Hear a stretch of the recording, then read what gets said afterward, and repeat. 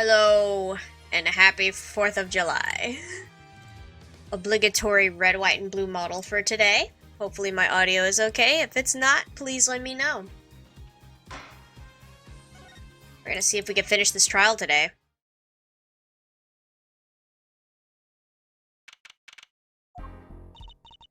Well, this is it! Today's the day it all goes down. And then there was yesterday.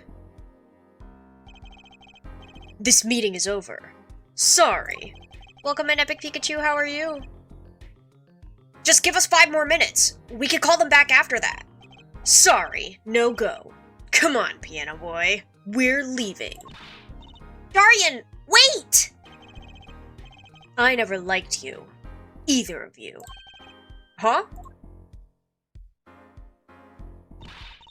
Darn it! We were so close! He was about to tell us! Hey, Apollo!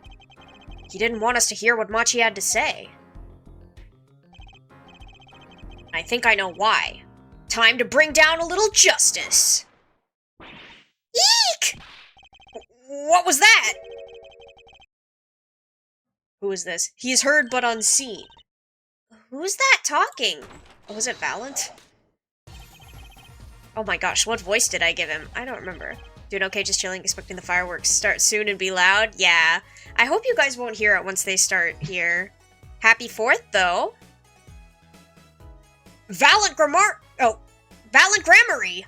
I exclaimed as he walked in through the door, normally. You aren't the witness today, are you, Uncle Valent? A preposterous proposition. Happy 4th to you as well. Thank you, thank you. Did you do anything fun today? How could I stand to stand upon the stand? Why, my secrets would be free for the plucking. I might even have to sign autographs. That is why I intend to remain hidden for the entire day. Ooh, with vanishing magic? Indeed. I will jump upon an express train and express myself to the next town over. But before I go, a word of warning. Nah, stayed at home. Me too. We had some people over though, which is why I couldn't stream earlier today. I was going to stream this afternoon, but then we went to go visit my grandma.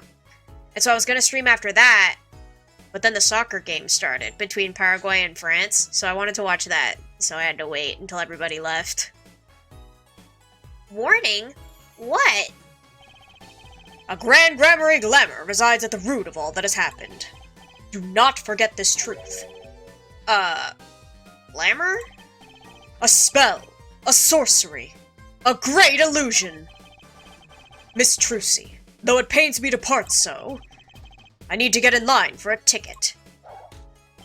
At least he keeps the law. Oh, he left. Farewell! And there he goes. He sure seemed happy about that illusion thing. Oh, big illusions are the bread and butter of a magician. You can't pull off a show without one. The big illusion is always a spectacle to remember.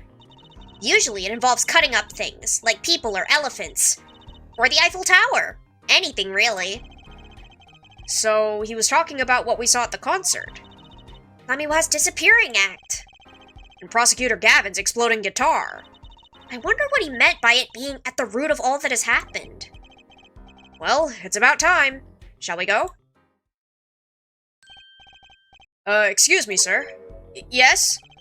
The scheduled starting time for the trial has been changed. The trial will not be commencing until 10:30 a.m. Sorry for the inconvenience. Huh? Did something happen? This is a first. It was by the judge's request. Some urgent personal business.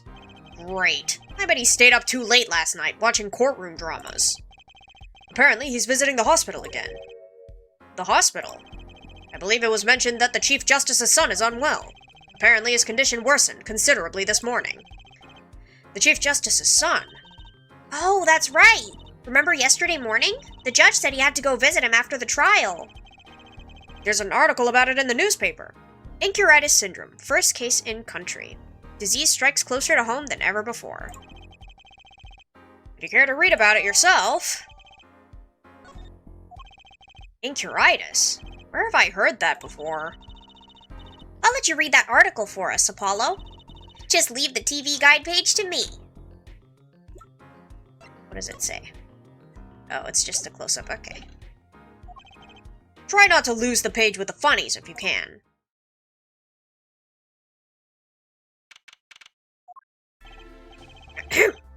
My apologies for the delay. Court is now in session for the trial of... how do you say this name again? Machi Tobae, our suspect fortissimo. Right. It's his trial in any case. The defense is prepared, Your Honor. The prosecution is ready to rock. Is something wrong, Your Honor? No. Well, yes. It's just, I've been friends with the Chief Justice since we were students. It pains me to see him going through such a difficult time. Incuritis, was it? That article said there's no known cure. Herr Judge, let me say, with all honesty, I feel your pain. But now is not the time for tears. Now is the time for law. Indeed. He left off at quite the juncture yesterday. I asked Interpol about that number, IPXX314206. The agent registered under this number was Romain Latouche. Thanks for looking into that for us, Detective Crescend. It's a great help. Trucy, that's why it's called Incuritis, true. Oh, no problem at all, Your Honor. I'll be heading out.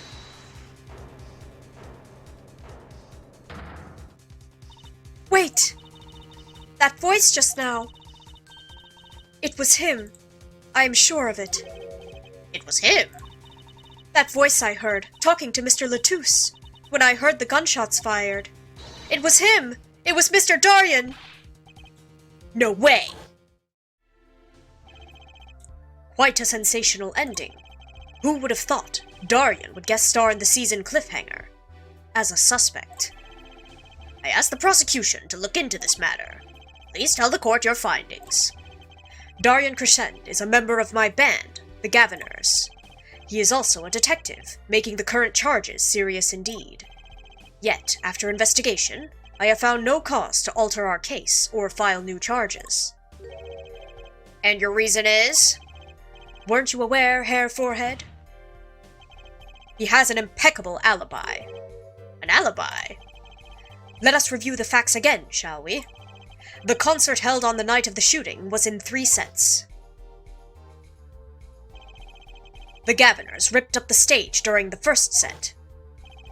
For the second set, our guest took center stage. The only performers appearing were myself, Lamiwa, and Machi, along with a drummer and bassist, for a total of 5. The shooting in the dressing room, however, took place during the third set. Lamiwa and the defendant, Machi Tobae, had left the stage at that point, and the Gavinners were already rocking. This is when 2 shots rang out at the scene of the crime. Shots heard by Detective Emma Skye, mind you. And Apollo. You heard them too, right? I sure did. Furthermore, Lamiwa herself witnessed the moment of the crime. Well, perhaps I should say she heard the moment of the crime. When she claims to have heard Mr. Latouche and Detective Crescend talking. But that's impossible. Detective Crescend was... Precisely. Detective Crescend was on stage, getting his groove on, no less. Voila! A perfect alibi! Does the defense have anything to add to this? It's true. When I heard those gunshots, he must have been on stage. Still, there's something here that doesn't quite add up. It appears the defense has no objections. I believe we can safely say that Daryan Crescend's alibi has been acknowledged. Which means that Lamiwa was sadly mistaken. Her testimony cannot be true. Very well. Of course, if we disregard her testimony, then I see no evidence keeping us from declaring a verdict. If indeed there are no objections. Uh-oh, Apollo. If he declares a verdict now... But Prosecutor Gavin's case is airtight. Lamiwa might have been lying to protect Machi. How can I rely on her testimony? Wait, what about yesterday in the detention center? About the case? What about the case? He wants to tell us about Mr. Latouche's death? This meeting's over. Darian? Machi was trying to tell us something. I know it. Maybe the best thing to do is ask him. Under oath. Very well. The court finds the defendant. What was his name again? Your Honor! No, that wasn't it. It was something like Machi or Mr. Justice. Your Honor, before you declare a verdict, I would like to call another witness. Exactly who else do you need to hear from? A witness who, until now, has not been given a chance to speak in this court. Because he doesn't speak English. You don't mean. I do. The defense declares defendant Machi Tobaye to the stand. What? But he doesn't speak English. We'll use an interpreter. Interpreter? I'm afraid you'll have to look elsewhere. I only speak a few phrases, such as, I love you and where's the toilet? The defense would like to request Lamiwa as the interpreter. Lamiwa?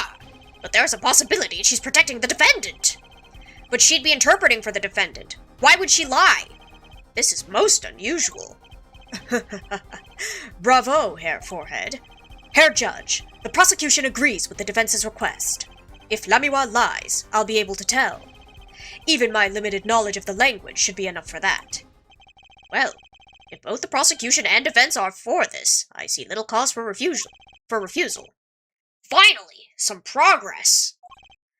Bailiff, please show the defendant and Lamiwa to the witness stand. Meow meow. My cat is whining. 1 second. Meow meow.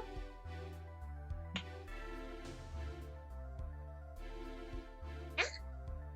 You say hi? You say hi? No? Hi. I don't know why she doesn't like talking when she's in front of the mic. Maybe she's shy. I suppose there is a first time for everything. Shall we proceed? Yeah, Kitty. Kitty is here. I think she's chasing a fly. Kitty! Yes. That says hi. Your name, to begin with. If you would, Lamiwa. Yes. He says, Machi Tobaye, the defendant. This is certainly a first for this courtroom. Not that we really needed an interpretation of that message in particular. So far, so good. Very well, Mr. Justice. If you would. Huh? If I would what, Your Honor? Would what? You called the defendant to the stand, did you not? What would you have him testify about? What do I want him to testify about? I hadn't thought that far yet. Apollo? Aren't you going to ask him what he was about to tell us yesterday? How can I if I don't know what he was saying? Excuse me, a moment. If I may speak? Yes, Lamiwa. Just now, Machi said there is something about which he wishes to testify. Machi wants to testify about something? What could it be? What sort of testimony is he talking about? 1 moment, please. Ugh, the suspense is killing me! What? What? Well, Lamiwa? According to Machi, he has proof of his innocence. What? This is a surprise. Yahoo! Victory, Apollo! We did it! This is sounding too good to believe, and I know what that usually means. Well, that's true, then this is vital testimony. Machi, please testify to the court. Very well. What is it? Proof of innocence. He says that word of Mr. Latus's death came as a great shock. But if the killing truly followed the lyrics of my song, I, that is, he, could not have done it. He says that because the lyrics are in English, he does not understand them. You know, fair enough. I see. Wouldn't have understood the English lyrics to the song. That would prevent him from following them so closely. I wondered what he meant by proof. Why, he would only have to ask Lamiwa to know the meaning of that song. Lamiwa! Did you ever explain the lyrics of that song to him? I did tell him, generally, what the song was about, But never in so much detail, and he never asked. Has my oft-repeated warning already fled that forehead? Lamiwa might be protecting the witness. Well, anyway, let us proceed with the cross-examination. Mr. Justice, if you would. Yes, Your Honor. Something's hidden in that testimony. I know it. I'll just have to trust my bracelet to tell me where. It worked yesterday. It'll work today. Oh boy, are we braceleting right away? I guess so. Okay.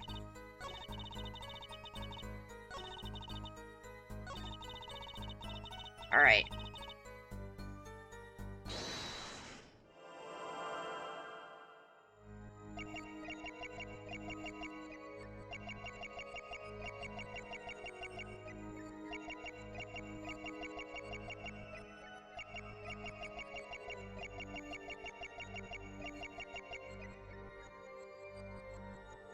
Here again, please.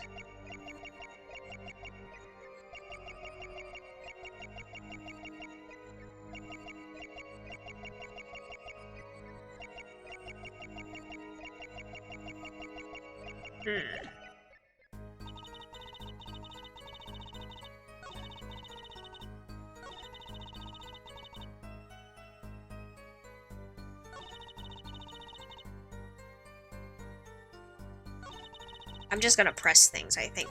Still casually ignoring the fact that Machi could never fire a weapon of that caliber without seriously injuring himself. I know, I feel like that should be the most obvious evidence, but alas.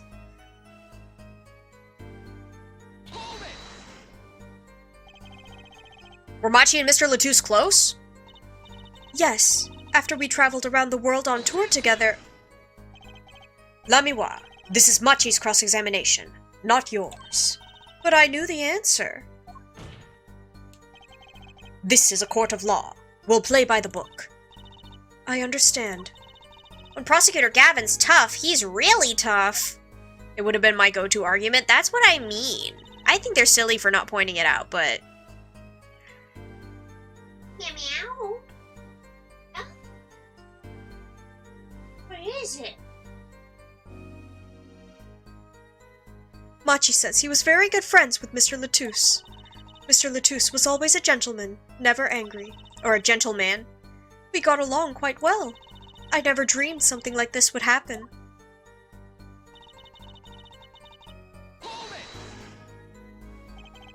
The guitar serenade, correct? Yes. The crime followed the lyrics of the song. The theft of the keyring, the burning guitar, and the bullet. This is why it could not have been me.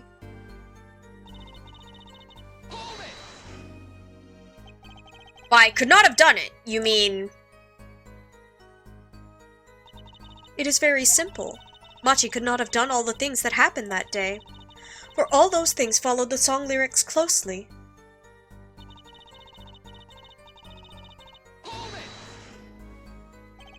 Wouldn't it be difficult for him to perform without knowing the meaning of the lyrics?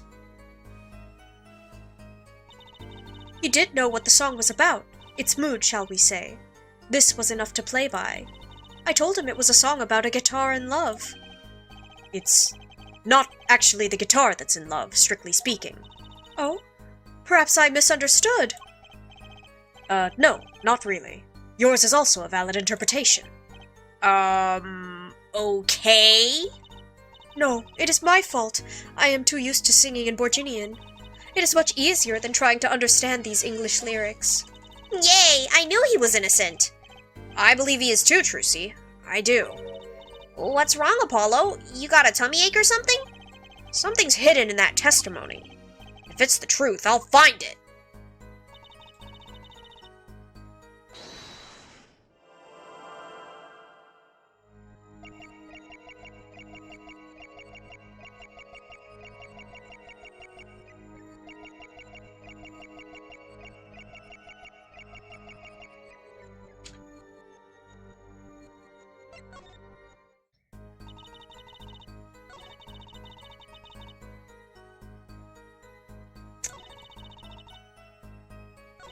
I feel like it's this last one.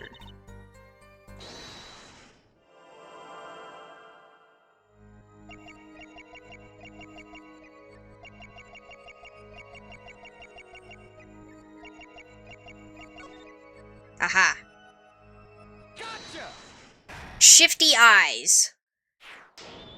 Gotcha. Machi, you can't fool my eyes. You glanced towards her the very moment Lamiwa said the word English. Why? And don't bother interpreting that. He understands me. Machi, tell the truth. You can understand English, can't you? What are you saying? Of course he can't. Must he continue the charade? Mr. Justice, Machi says this. I know the word English. Huh? Before coming to this country, he heard me speaking English. He learned the name for this language. That is all. What? Give me a break! Is that such an unusual word to understand? Do you not know Espanol, for instance? Well, yeah, but... I am sorry, but he truly does not understand your language. Well, then explain this! How does he know that the crime followed the lyrics? Have you always been such a suspicious-minded lad? It is simple. So simple it hardly requires an explanation. He read about it in the newspaper. The newspaper? The Virginian Daily Bugle. You can buy it in this country these days, you know. They have already begun to report about this case in our homeland. Have they, though? Uh-huh, yeah, it doesn't mention the lyrics. Uh-huh, uh-huh. I was right! What's wrong, Mr. Justice? Your eyes. They are quite fierce all of a sudden. Machi's lying! Maybe it's time to show them proof that he's lying. Yoink. I have here a Virginian newspaper. The Virginian Daily Bugle, as a matter of fact. Indeed, there is a feature article about this case. Could you read this for me, Machi? That's right. It doesn't mention the lyrics. What? What is this all about? I'm sorry, Machi. You couldn't have read about the lyrics in a Virginian newspaper.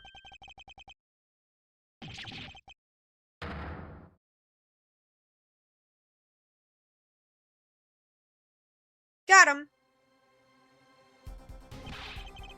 What does this mean? But I don't see how it's possible. I know. He must have heard the lyrics when the police were doing their questioning. Yes. Not possible. The subject of the lyrics was not brought up in police questioning. I read the full report myself. So, the lyrics weren't in the newspaper and the police didn't mention them. The only place you could have heard them was in this courtroom. In English, no less. The witness will explain herself. Himself. Machi says... He says... Yes? It is true I read the paper, but this is not where I learned of the lyrics. I was mistaken. Now I remember. You remember? He says he heard of the lyrics from me. What? Is this true, Lamiwa? Yes, I'm afraid I had forgotten it myself. Then it looks like Herr Forehead's been jumping to conclusions again. It seems so, yes. No! No! I was onto something. I know it! I can't let this chance slip away. Time is an issue today. Mr. Justice, are you finished with the cross-examination? What are you going to do, Apollo? If I'm going to keep on cross-examining, I'd better have an angle of attack. Or else... My bracelet's still reacting. Your Honor, please allow me to continue. If you must, you must. Very well. Witness? I understand. You lie!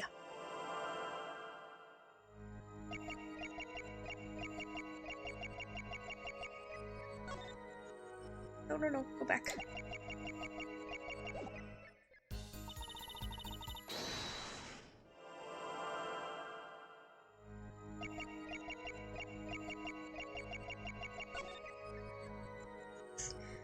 You do be gulpin'. Gotcha. You do be gulpin' a lot. Lamiwa. I'm currently cross-examining Machi. Why should you be uncertain? Me? Uncertain? Yes, you swallowed the very moment you told the court. It was I who explained. I see there is little point in trying to hide anything from you. Lamiwa, are you indeed protecting someone? That is not a question with a simple answer. To tell the truth, I do not believe it myself. Then allow me to answer for you. Lamiwa, you're protecting... Lamiwa, you're protecting Machi. That's why you lied and told us that you had explained how the crime followed the song. I don't fault you for trying to help, but this is not the way. Machi, I believe you didn't do it, really. I trust you. But you've lied to us twice, and now you have Lamiwa lying on your behalf. If this is going to work, you have to trust me too. Your two lies cover a simple truth. You understand English. You have to. Ah!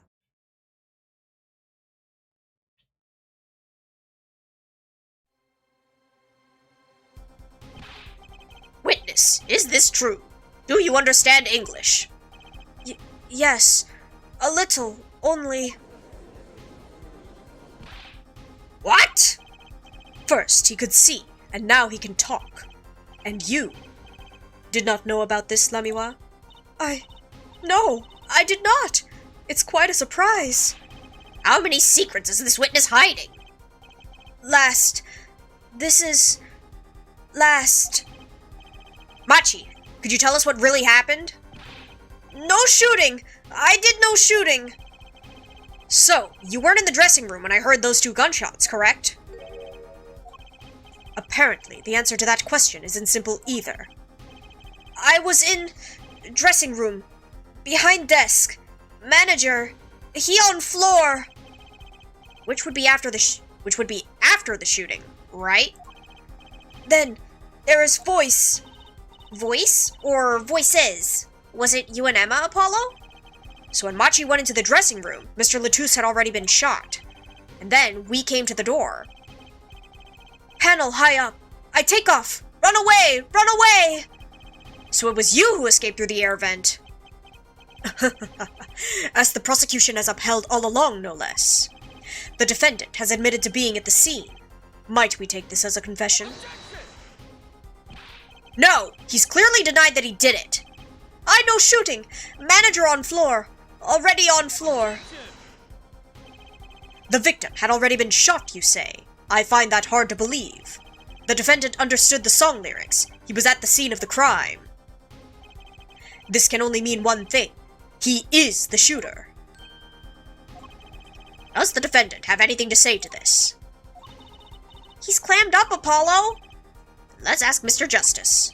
Will you require any further testimony from the witness? Is that it? Is there nothing else I could get him to testify about? Wait. No. Of course there is. What is this cocoon, anyway? The cocoon, the silk, is a potent cure. A cure? Well, Machi, are you a smuggler?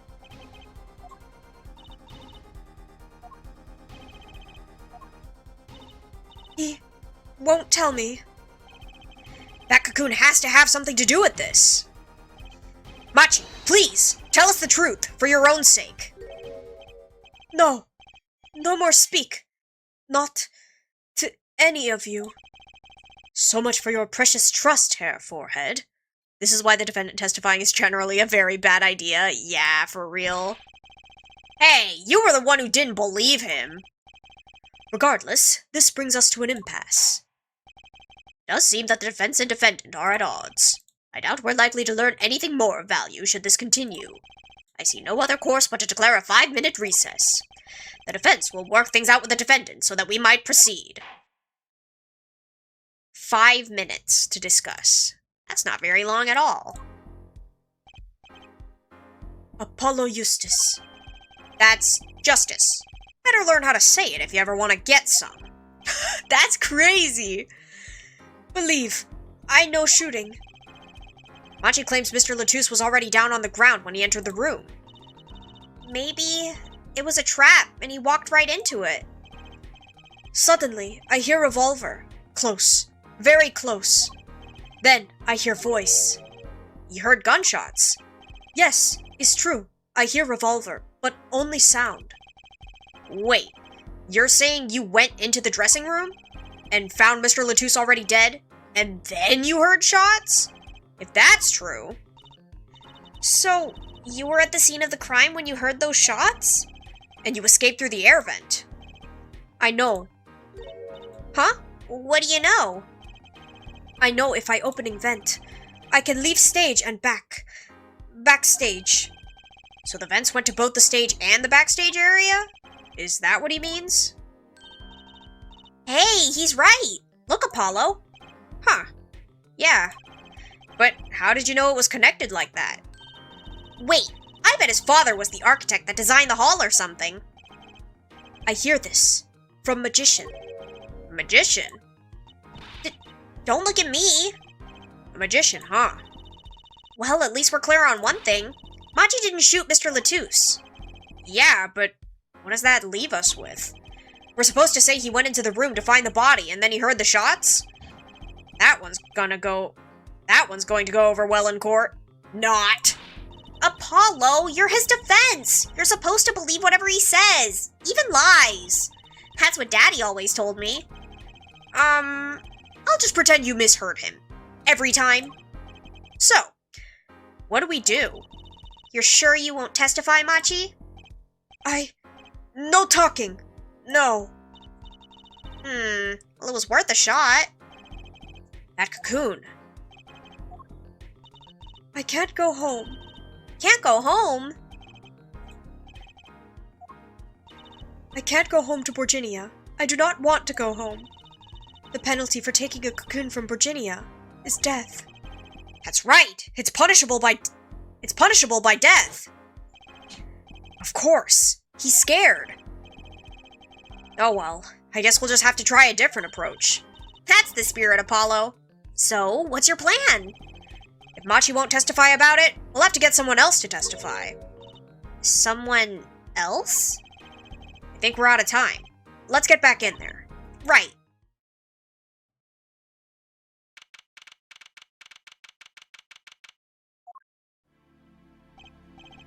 Court is now back in session. Mr. Justice, have you sorted things out with the defendant? Yes, Your Honor. We had a good talk. Very well. So, will he testify? I mean, he's already on the stand. He no longer has the right not to testify unless he's invoking the Fifth Amendment. But does he know that? I feel like he wouldn't, right? Because he's not from this country, so he probably doesn't know. Because I doubt they had time to tell him, because Apollo was like, wait, let's bring him to the stand. And there was no, like, prep time or anything. Your Honor, the defendant will not testify. What? Shame. And here I thought this was your big chance to turn the case around. Actually, it is. The defense would like to approach this case from a different angle, Your Honor. A different angle? If Machi won't testify, then I know who will. I would like to cross-examine the witness in this case, Lamiwa.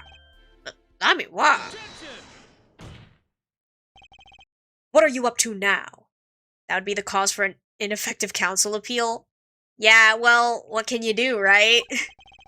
I thought we determined yesterday that Lamiwa's testimony was insubstantial.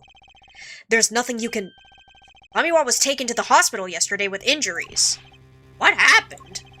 She was assaulted, Your Honor. Assaulted? Someone wanted Lamiwa dead. Thankfully, she was able to save herself. What? I've heard no such report. Prosecutor Gavin? Why would anyone be out to kill Lamiwa? Can you think of a reason? Well, think of how she's known in our country. A singer from overseas who doesn't speak English, yes? Yet someone tried to keep her mouth shut. It's your lawyer's job to advise of all your rights. This is true, but also, nobody knew that he was going to testify, right? Because even Apollo didn't know until he made the decision in court. So yeah, that's kind of his fault. But he couldn't have prepared it because he didn't know. Who could have been? You don't think. I do. It was the same person who shot Mr. Latouche. The killer was afraid of her. Afraid of what she might say. The defense believes that something was hidden in her testimony yesterday. Something that the killer doesn't want getting out. So, am I to understand that this is what you are saying? Namely, that there is a nugget of truth in Lamiwa's testimony. A nugget we have yet to uncover. Exactly. If Lamiwa was attacked, this has serious implications. Very well. There was some vague points in her testimony during yesterday's trial. Perhaps we did not inquire as deeply as we might have into some. The court will hear Lamiwa's testimony once more.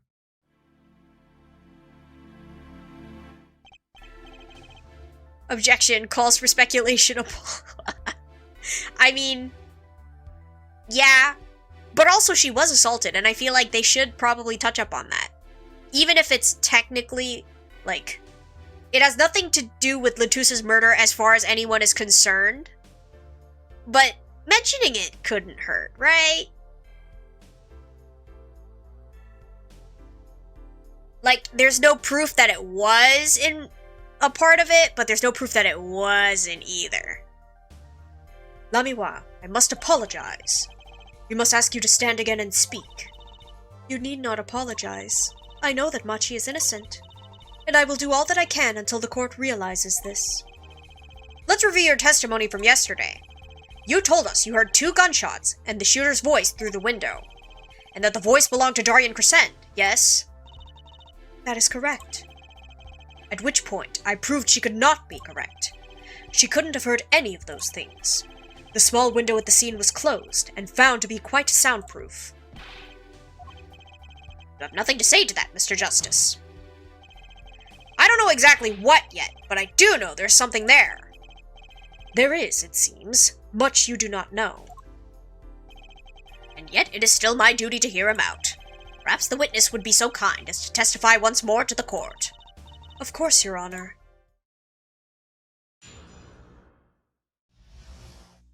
What I heard. I was on my way from the stage to the backstage exit.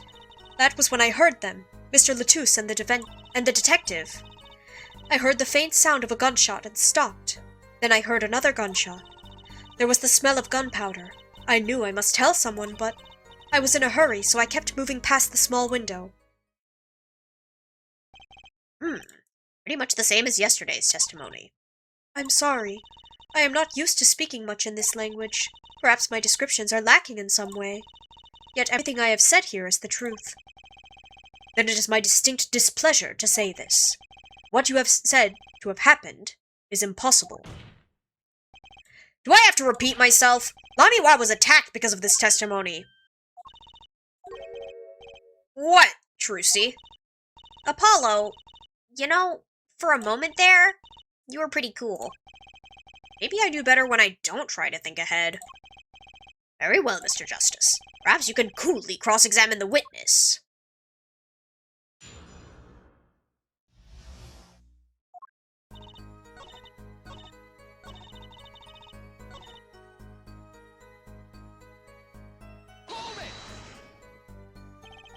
You were in a hurry.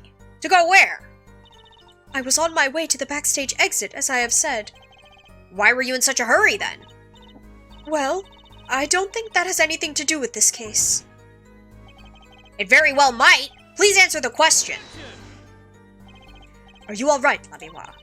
Yes. Yes. I am just tired. Recall what I told you yesterday, Herr Forehead. Lamiwa suffers from serious amnesia. Please refrain from traumatizing her further. What? So we can just dismiss questions he thinks are too traumatizing? Why don't you prove her reason had a connection to the case before asking her about it, yeah?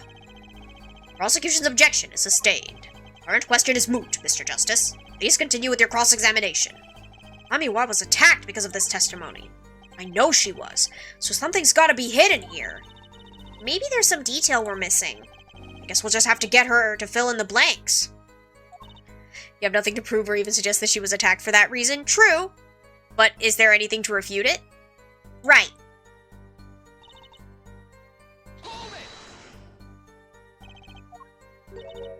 Is something wrong? I know I said hold it, but she's saying the same thing she said before. Mr. Justice. Sorry, it's nothing. Please continue with your testimony. Now I know what they mean about the reckless youth these days. The one in red over there is a shining example, Herr Judge. You're the last person who should be pointing fingers, Mr. Rockstar! Darian Crescend! I did not know his name at the time, but yes, it was him, the one who took the stand yesterday. How many times do I need to remind you that that's impossible? There's no way you could have heard him. Because the window at the scene was closed? Is that why? Of course. Apollo, if we keep asking the same questions as yesterday, we won't get anywhere. She's right. Maybe there's a different angle I could try. Lamiwa, did you by any chance remember what they were saying to each other? If so, please tell us. I have given it much reflection, but... I was afraid of this. She doesn't remember. I only heard one phrase clearly. A whole phrase? You remember something that was said? Why didn't you say anything yesterday? Though my memory is clear, I was afraid to speak. You see, I do not understand what was said. This could be it. The clue I've been waiting for. Well, what did he say? It was the other man speaking, not Mr. Latouche. The shooter, then. Darian Crescend. Well, what did he say? It's over. Press the switch. Now. Switch? And the shooter said this to the victim, Mr. Latouche. I thought it quite strange myself afterward. It is a mystery. What could it possibly mean? Mr. Justice, care to shed some light on this? Sure. I'd be delighted. It's, very, very vital. Maybe we could add that to the testimony. Maybe, Apollo?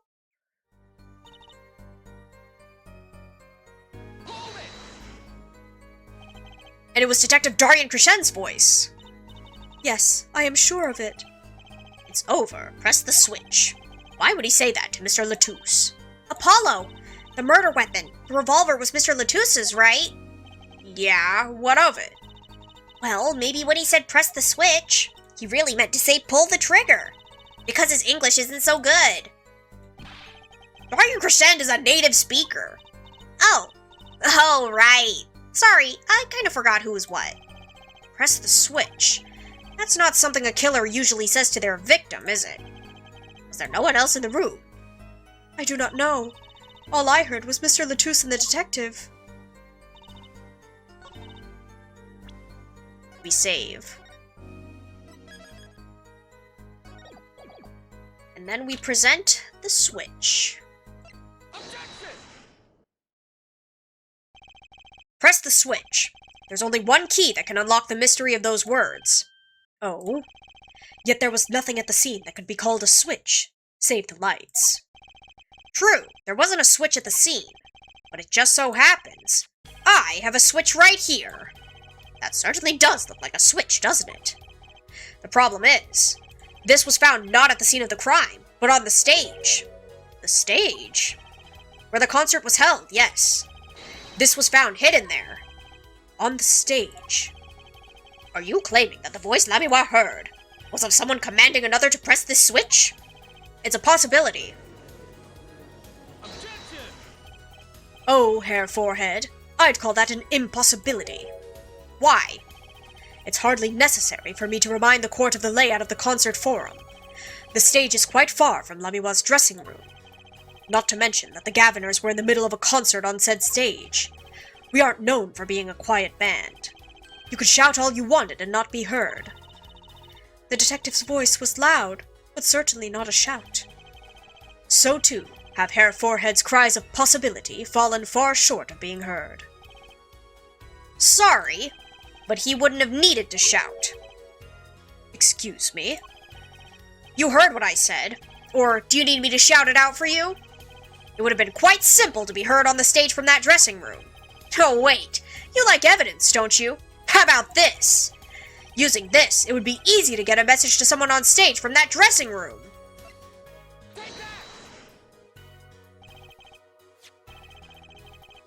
Prosecutor Gavin, perhaps you're familiar with this? Why, that's... What? What is it? Is that some kind of newfangled bone they invented while I wasn't looking? This This is a type of transmitter, a communications device. Communications device? From what I've heard, that night, everyone on stage was wearing one of these. Isn't that right, Prosecutor Gavin? Yes, actually. They're for talking between band members. We all had one on. So, you admit that if you were wearing one of these, talking from the backstage to the stage would be simple. True, but wait. Those send out an electronic signal. To avoid interference with the audio systems, their range is quite limited. Lamiwa said it was about 30 feet, right? Look at this cross-section diagram of the concert forum. Ah, exactly. The walk from stage to the backstage seems far, but the direct distance is less than 30 feet. That can't be! So, when Lamiwa heard the shooter's voice, he could have been talking to someone on stage. Look at this diagram! Observe! Huh, you're claiming this is the switch in question. Why did it have to be on the stage at that time? It could have been placed in a pocket and carried anywhere. Someone could have hit it on the stage after the fact. Hey! He's got a point! How do we know where it was when she heard the voice? When the shooter said press the switch! Well, I guess we don't. Every time I do it hurts my diaphragm. An unfortunate situation. I'm afraid that until we know where this switch was, there's little point in debating it. Ah! I was sure this was the way to go with this.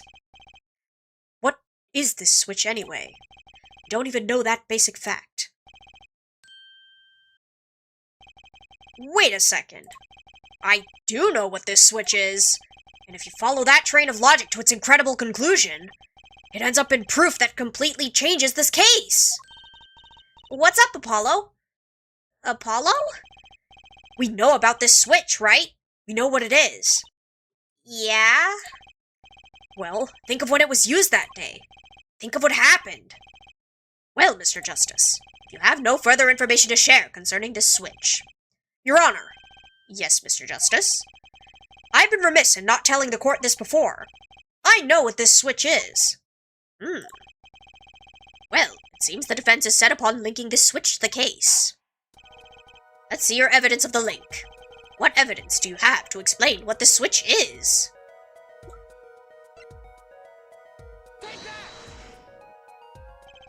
Prosecutor Gavin, you remember this?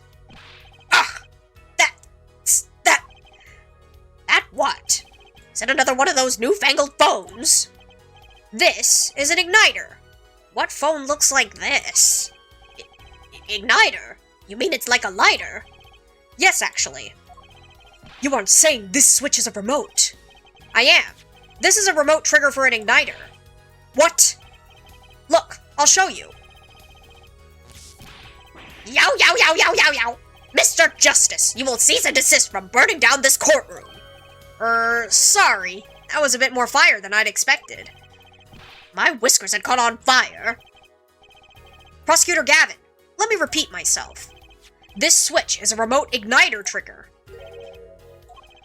Doesn't that suggest something to you? You're talking about what happened to me, aren't you? Ah! Exactly. That night at the concert, there was one unusual burst of flame. When your guitar caught fire in the middle of your performance. Wasn't that part of the stage show, though? Prosecutor Gavin was entirely unaware that such a thing had been planned. And the guitar that burned was a valuable keepsake. That's right. He got it in Virginia from Lamiwa. He said the sound was amazing. Before it burned, of course. Now it just kind of smokes. The better the guitar, the brighter it burns. Hair forehead. Yes? Don't tell me you're trying to tie these two things together. Those being the shooter's voice, heard by Lamiwa, and the guitar suddenly catching on fire. I am. It's really simple when you think about it. Mr. Latouche and the shooter were at the crime scene. The shooter was wearing a headset. He ordered someone on stage to press the switch. The switch was pressed and the guitar caught fire. Well, that does seem to make sense. Though something about it is bugging me. Can't quite put my finger on it. Really? It seems pretty simple to me. Her forehead. Don't destroy what little respect I have for you. I was expecting something a little more sensible. I guess I was wrong. What's this all about, Prosecutor Gavin? His simple story simply makes no sense. Think. That night, my guitar caught fire, yes. The cause may have been this indeed. However, the guitar caught fire during the second set. Ah, that's right! Of course! The guitar caught fire during Lamiwa's ballad. Indeed, yet the shooting happened during the third set. The two are utterly unrelated. Yes, that must have been what was bugging me. Oh, that must have been what was bugging me. The whole premise for this is faulty. See? His story makes no sense. Are you sure about that? What exactly do you mean, Mr. Justice? Maybe it's not the premise for my explanation of the switch that's at fault. Maybe it's our premise for this entire case so far. What premise is this specifically? I'm glad you asked. I'm saying that maybe the killing didn't take place in the third act. What's this? But Detective Emma Skye heard shots and found the body. All of this happened in the third act. Gunshots rang out, and according to his testimony, Machi was in that dressing room at the time. Where are you going with this, Mr. Justice? Stay with me, Your Honor. He also told us this in his testimony. Namely, that the victim had already been shot. We all heard gunshots, but no one saw the shooting. This is insane. Just before the shooting took place, the shooter was heard on his headset, telling someone to press the switch. The next moment, Prosecutor Gavin's guitar burst into flame. We know that a remote-triggered igniter was inside the guitar. From all these facts, we can draw only one conclusion. The crime did not take place during the third act, but during the ballad performance, the second act. What? Order, order, order. But that goes against the evidence. What does, Your Honor? This crime was carried out according to the lyrics of that song, yes? Hey, he's right! Look! The bullet is supposed to come after the fire! You're thinking about it the wrong way. Huh? Look, why would the shooter craft the events of the day to follow the lyrics anyway? It's an awful lot of trouble to go through, with little merit for the person doing it. Well, I'm sure whoever it was had some reason. Yes, they did. A reason that made it advantageous to follow the lyrics. You're saying the order was reversed on purpose? Reversed, Prosecutor Gavin. If the criminal followed the lyrics strictly, then yes, the shooting would have had to come after the guitar burst into flame. Yet, Herr Forehead has raised another possibility. He's claiming that the bullet came not after, but just before the fire. Couldn't have put it better myself. We were only meant to think that the shooting came after the guitar burst into flame. That was the criminal's objective. The crime followed the lyrics to a point, but that was the ruse. Why else would the killer risk discovery by moving the body? That was the final touch to make us think he'd followed the lyrics the whole way. Order, order, order. That would explain this most unusual situation. It does. The killer changed the order of events to create himself an alibi. In other words, the killer was someone who had an alibi for the third set, but not the second. I was hoping it wouldn't come to this, but sadly it has. Let me tell you why your little fairy tale makes no sense at all. Oh, it sounds good, I'll give you that. You've given us a reason why the killer bothered following the lyrics of my song. But I question your logic, for it is flawed from the very beginning. Flawed? Yes, a contradiction, Herr Forehead. One I've pointed out several times, no less. At the time of the crime, the small window at the scene was closed. How could Lamiwa have heard a voice through it? Oh. I know that you would like to divert our attention from this critical fact, but you're basing your entire line of reasoning on a false premise. Right. Lamiwa's testimony is my entire case. That voice she heard, the shooter's voice. What if she couldn't hear it, Apollo? Look, what do we have? A man saying press the switch. And near the crime scene, we have a switch, which acts as a remote trigger for an igniter. And last but not least, Prosecutor Gavin's flaming guitar. It can't all be a coincidence. But how do I make it work? I see a more direct line of questioning is required. When the crime scene was investigated, immediately after the crime, that window was closed. Care to tell us how Lamiwa heard the voice? A key point, to be sure. Mr. Justice, can you explain this to the court? Okay, Justice. You've got one thing to prove and one thing only. Lamiwa heard a voice. And she heard it during the second set. Think! How was Lamiwa able to hear the voice?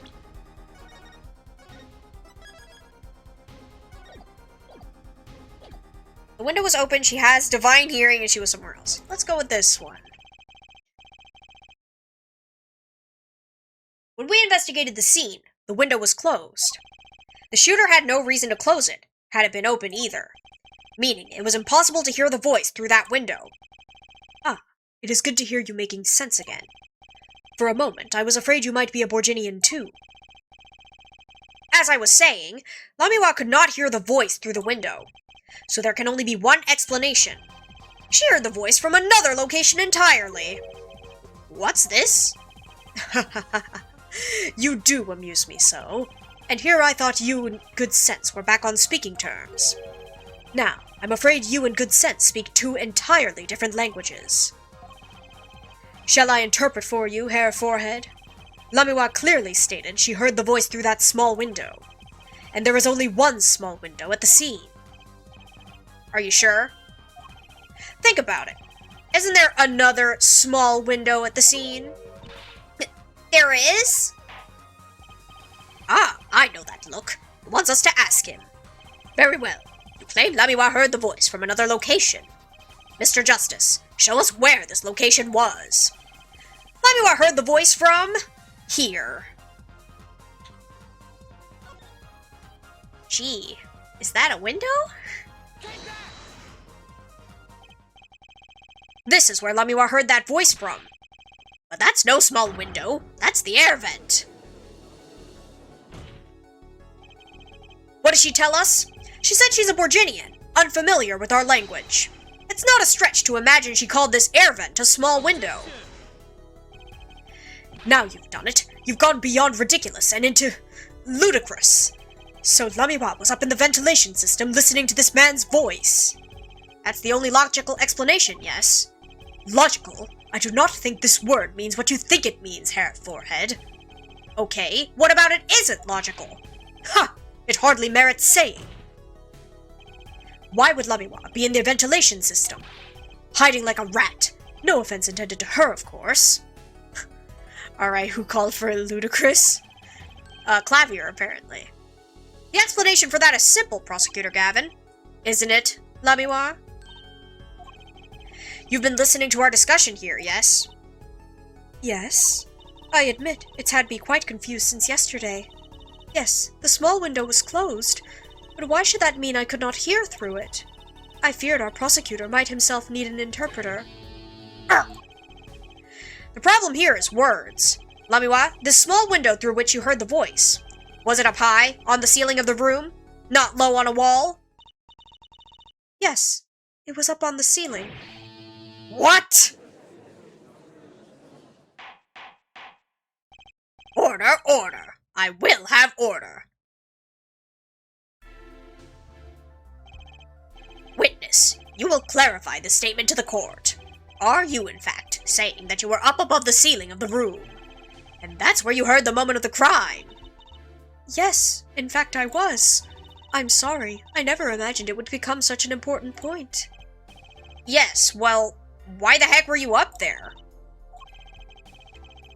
You don't tell Ludicrous what's ludicrous. Ludicrous tells you what's ludicrous. Where's that from? I don't know. I don't recognize it. I believe it's time for another testimony. I'm not sure I can't. May I remind you, this is a murder trial. We will hear your testimony. Oh, it's a commercial? I see. Tell us why you witnessed the crime from above the ceiling of that room.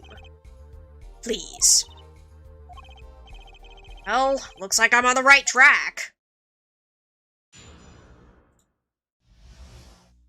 Above the ceiling. Yes, I was above the ceiling when I heard the voice. I had heard there was Small window there before. It was in the middle of my performance. I had no time to report what I had heard. As to why I was there, I cannot say. I am bound to secrecy on this matter. Bound to secrecy? In my line of work, one has many obligations to uphold. But you say you were in the middle of your performance, so this did happen during the second set. I did not witness the crime, you must understand. I only know what I heard. Yes, but you must tell us what you were doing in detail. That's what the cross-examination is for, yeah, Herr Forehead. Our mission in this court is to discern the truth. No obligation, no binding pact may hinder that mission. Very well. Mr. Justice, you may begin the cross-examination. What are you going to do, Apollo? I'm going to find out the truth. She was up above that ceiling for a reason. I just have to get it out of her.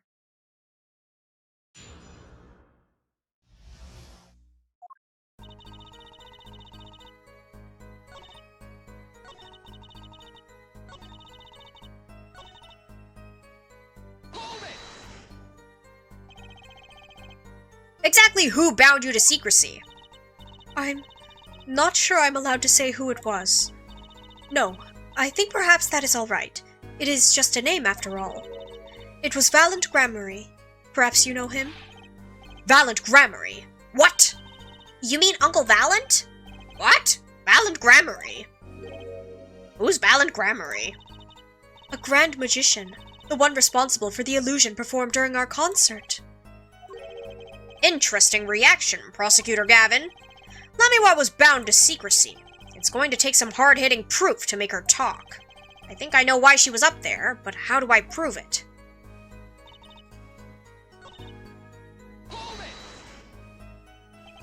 By small window, you mean the air vent? I only remembered I needed to be careful of where I put my hands and feet. I cannot see the light coming through the window, of course. The air vent grate could trip you up, certainly. So I was walking very carefully when I heard the gunshots. Startled, I crouched and listened. That is when I heard his voice come from the room. Darian's voice. I knew something terrible had happened, yet...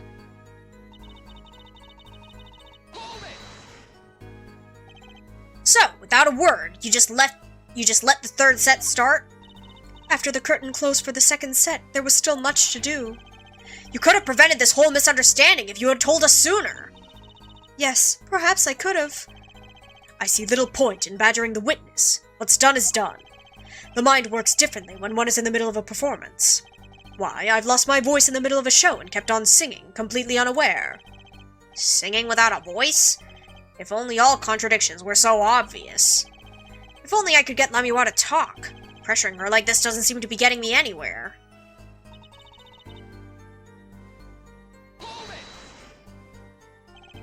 You heard the gunshots during the second set, during your performance. You're quite sure? Yes. Why would I lie about the time? Why didn't you tell us this yesterday? No one asked me. I thought you all knew. I told you Machi was not the killer. I told you this many times. Yes, you did. But you never told us why. I'm sorry. I was not able to speak of it. Unable or unwilling? She's not talking, Apollo. What do we do? We'll just have to prove it ourselves. As long as she's bound by this pact of silence, she won't talk. But if I can prove why she was up there, she'll have to admit it. But how are you going to do that? She was singing on the stage, Apollo. She couldn't have been up on the ceiling, too. Yes, she could. I've got a theory as to why, too. And maybe I've got the evidence to prove it.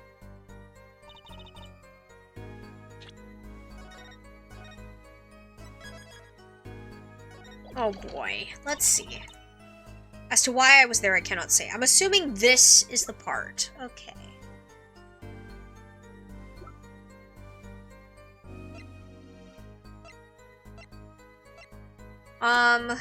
Do I have anything about the trick? I guess this? Yippee! Lamiwa, truth be told, the reason for your presence above the ceiling is quite clear. Especially when you consider what happened during your performance. What happened? Yes, it's all right here on this video.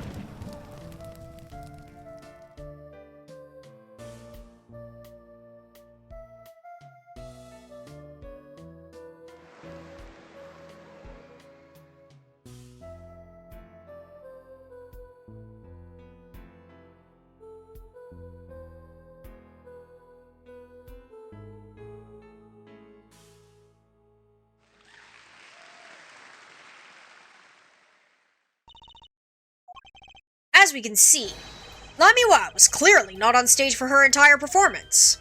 Ah! Though it saddens me to be so realistic, Lamiwa is incapable of actually vanishing, let alone teleportation. So, the only explanation is that she was hidden from view, and during that time, she moved to the back of the forum. Apollo! What, Trucy? It's not nice to reveal a magician's secrets, and it's against the rules. But I'm a lawyer! I'm not supposed to be nice! This is all very fascinating. But how is it possible?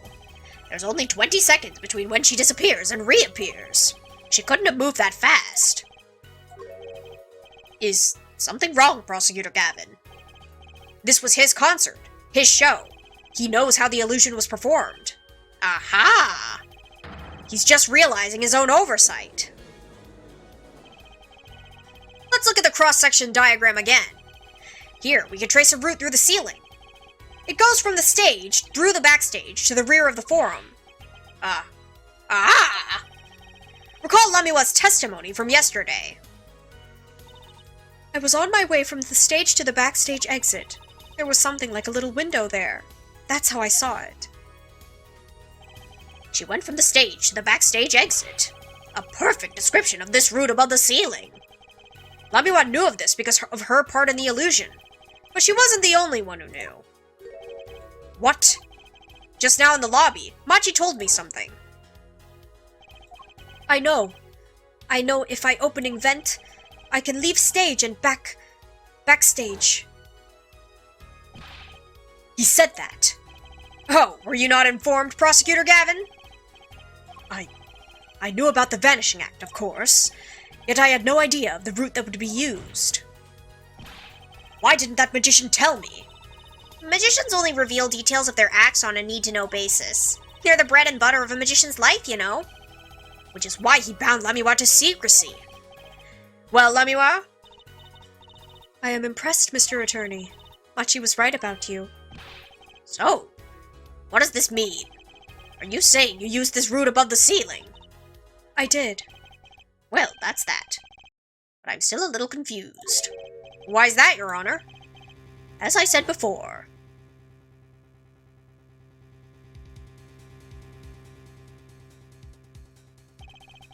there was very little time between when she disappeared and when she reappeared.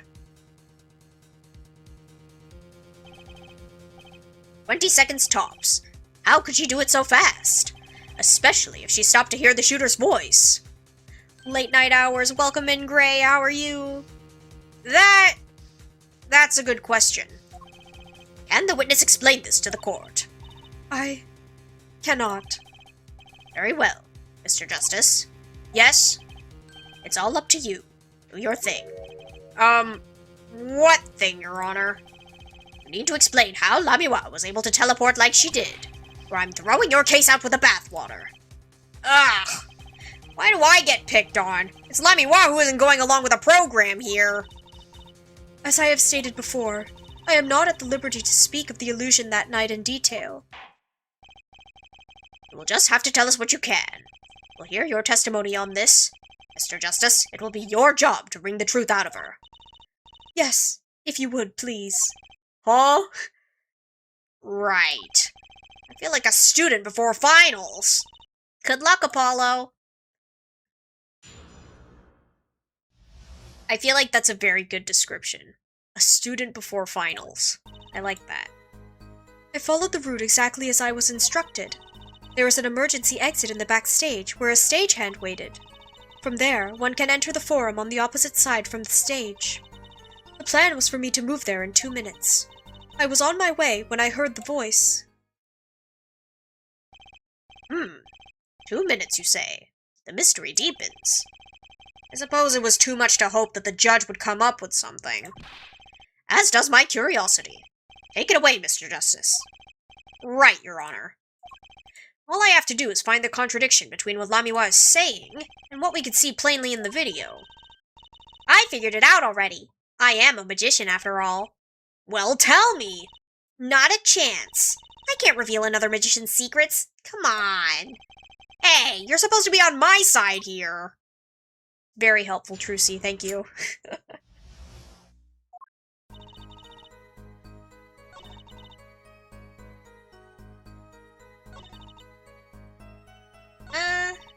Okay. 2 minutes. 2 minutes? Yes, it can be done in 1 minute if you are running. Running? In that cramped dark tunnel above the ceiling? Mr. Attorney, have you forgotten? Dark or lit, it makes no difference to me. That's true, but... So, you're saying that on the night of the concert, you made the trip in 2 minutes? Yes, though I nearly didn't make it in time. You see, I stopped halfway. Lamiwa disappears on the video for 20 seconds. She says she made the trip in 2 minutes. How? If you want my professional opinion, I bet the answer's right there in that video. Well, Mr. Justice, perhaps you have some evidence for us. Something that can explain the discrepancy between the video and her testimony.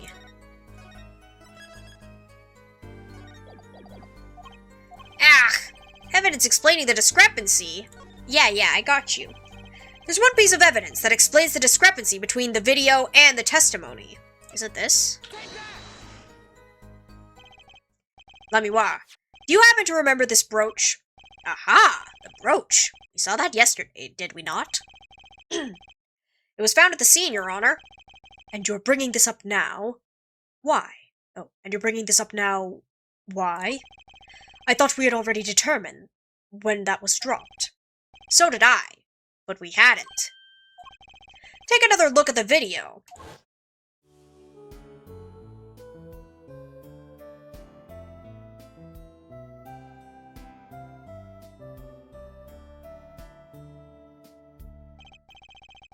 Here, you can see she's wearing the brooch. So she is. Let's look a bit later.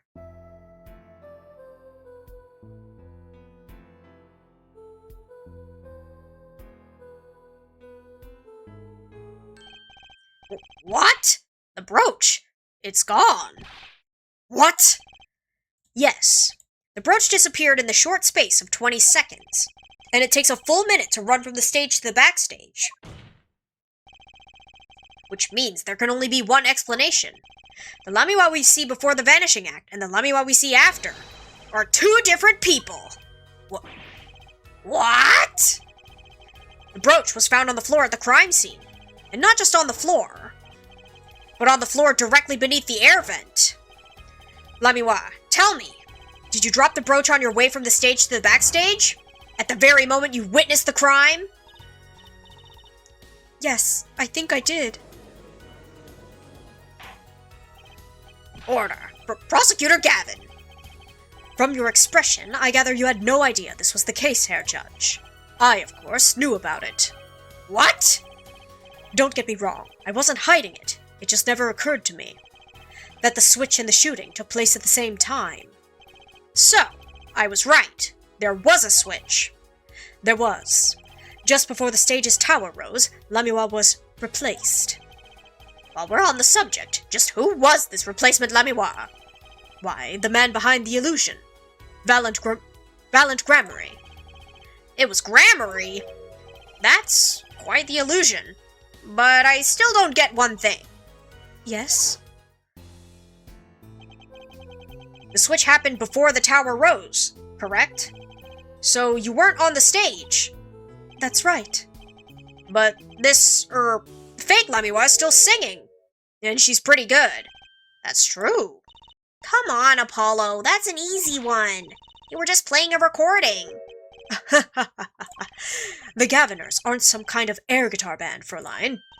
Oh, you mean I'm wrong? We play a show live. We play live. No recordings. Perhaps you could explain, Lamiwa? Very well. Yes, do tell, and add it to your testimony. Keep singing even when I moved. You were singing? Yes. Mr. Gavin expressed a dislike for recordings, so I used this. Wait, so you were singing the whole time? Even when you were crawling above the ceiling towards the backstage?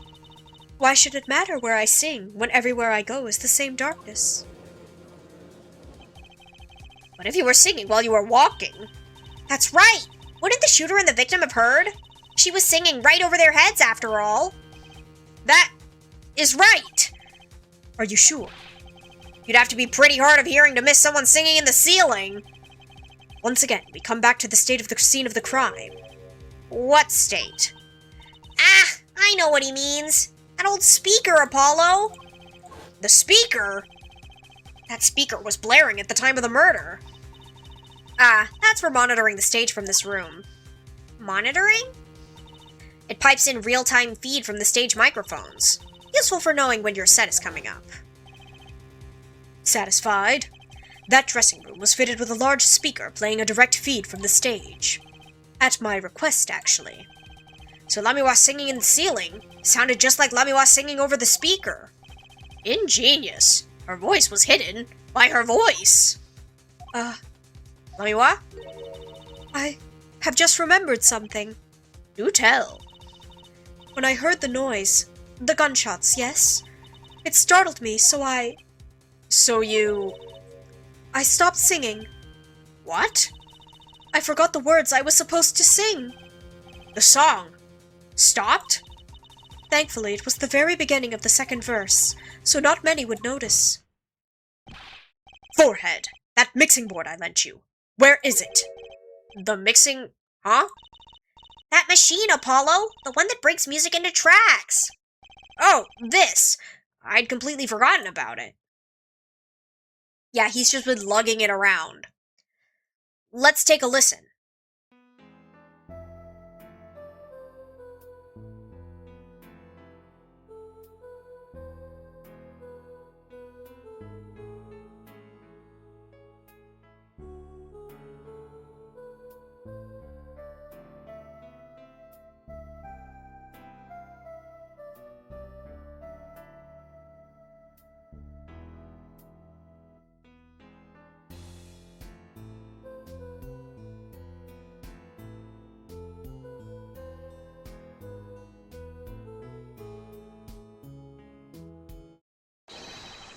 The song does stop there. It does. I must have missed it. Look at the lyric sheet at the top of the second verse. See where it says, pleasure, pleasure? Now listen again.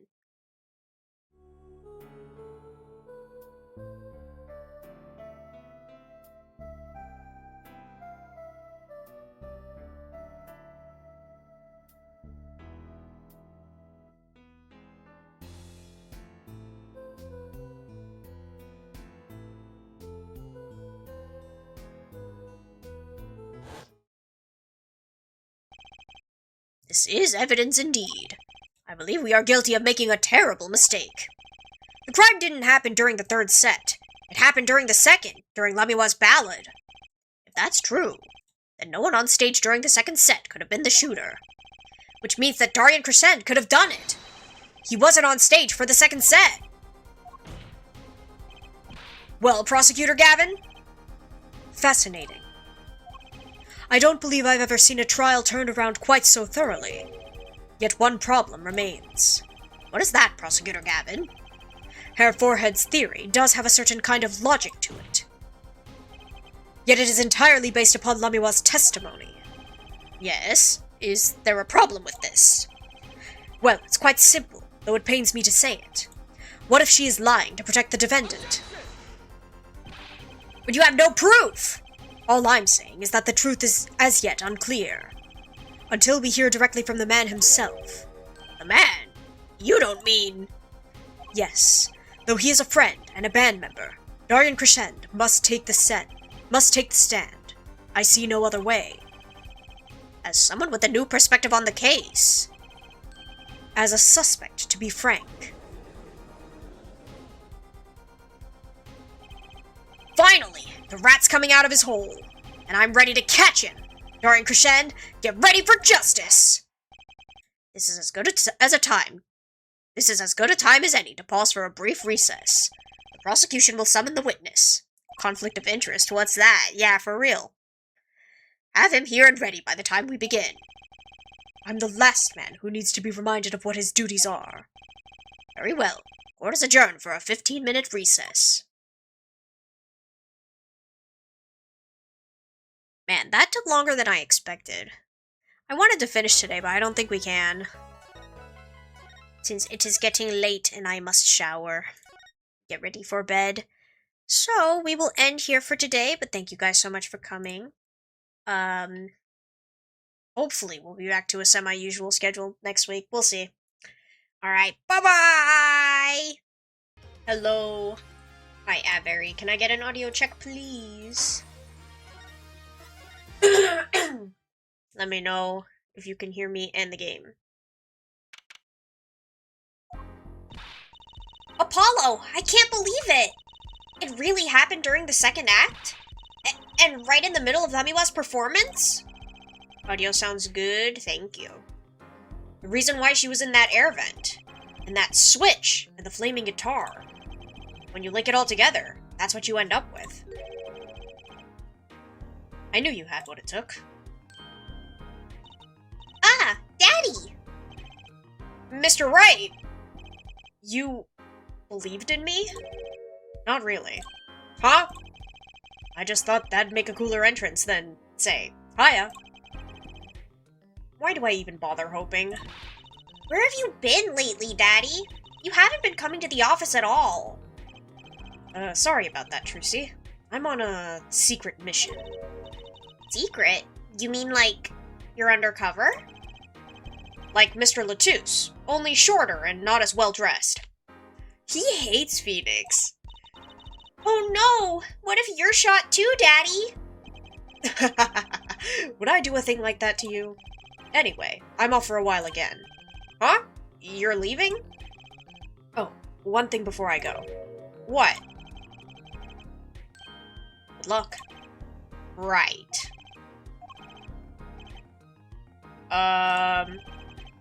Is that all you came to say?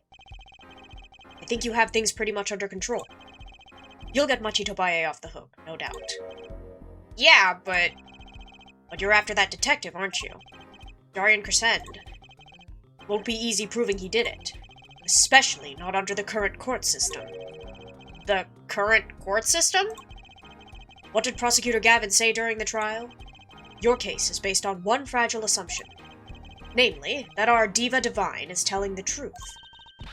But what about all the proof? The brooch and the switch? A piece of jewelry and a lyrical blunder. There are plenty of other ways to explain these things. The flaming guitar, too. All because you lack definitive proof of their connection to the case. But if the sultry songstress is lying, your case melts like butter in a frying pan, leaving behind the faintly singed scent of failure. So what do I do? Like I said, good luck. And be aware that it'll be impossible to prove his guilt by conventional methods. Ugh. Oh, that reminds me. I have something to give you from our detective friend. Detective Sky? Emma! Let's see. This bag of snacks here was meant for me. Ah, here it is. What are those, Daddy? They don't look like very good snacking material. They were found at the scene. Analysis of the fragments revealed traces of gunpowder. Munching. Hello, Epic Pikachu, welcome in. Gunpowder? Probably a firecracker or something similar, like the ones kids are into these days. These fragments were found under the sofa at the scene of the crime, actually. Under the sofa? Hey, Apollo! That's where we found that little device thingy.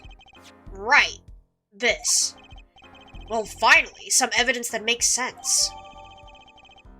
Found at the crime scene, bearing gunpowder residue. Possibly a firecracker? That's all from me, I suppose. Thanks, Phoenix. Appreciated. Let's take a peek. So, you think this was some kind of firecracker? Yeah, or one of those noisemakers, like you shoot off on New Year's. Did you know that in China, they use firecrackers on New Year's to scare off evil? So, it's kind of the same thing. Really? I had no idea. Well, did you know this? It takes more than 500 peanuts to make one 12-ounce jar of peanut butter. At least my useless fact had something to do with the evidence. But she's cute, Apollo. Let her yap. See you after the verdict. Maybe. Right. Every man has an igniter inside him. Excuse me? Find Darian Krishen's igniter and set it off. And he walked out the door, just like a magician, normally. What does he want us to do? No conventional methods. What does that mean? I guess we just have to take his advice and hope it makes sense when the time comes. I guess. We're almost at the finish line. Hang in there, Trucy.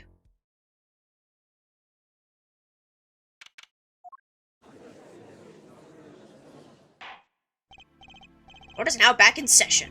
Prosecutor Gavin, where is Detective Krishen? In the witness lounge, ready to be called at any time. Very well. Might I add, I don't believe any of this. Darian, was the first detective I ever worked with. We stopped working together after he moved to Criminal Affairs Division 3. But his guitar playing, it fires my imagination. That's nice, but it has nothing to do with the matter at hand. Correct? Oh, I know. Hair, forehead. Very well. Call the final witness to the stand. Detective Darian Krishen. Name and occupation, please. Darian Krishen. Detective. Criminal Affairs, Division 3. That's the International Affairs Division, for those of you who didn't know. And I'm a guitarist for the Gavinners. Maybe you've heard of us? You fully understand the circumstances under which you stand before us today. Yeah, I understand, Your Honor. What I don't understand is how you let this happen, partner. You gave me your word I wouldn't be standing here. The situation's changed, Darian. And don't call me partner. So much for old friends. I see what you're doing, Darian. You're pressing the prosecution. Your Honor, if we could begin the trial. Yes, it's high time we did. Let's hear your testimony. You may begin with your response to Lamiwa's testimony. If, in fact, you have anything to say about it. Oh, I got plenty to say. Lying must be a national pastime in Virginia.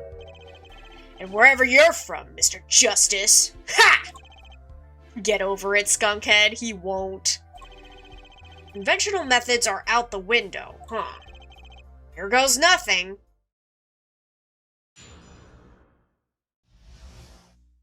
Darian's rebuttal. The diva's lying, plain and simple. She's got nothing to back up her story. In the first place, she never heard my voice. She forgot the words because she heard the gunshots? As if. Didn't Detective Emma Skye hear those gunshots during the third set anyway? The shooting took place when I was on stage, man. So you claim Lamiwa's testimony was a lie. Hey, don't get me wrong. I dig what she's doing, trying to protect that kid. And she's got the court eating vague statements out of her hand just because she's blind. You go too far, Darian. Look, all I'm saying is, you've got a reliable witness. Why not listen to the detective? Detective Skye? I see. Mr. Justice, you may begin the cross-examination. Didn't waste any time finding our weak spot. I can't do this with Lamiwa's testimony alone.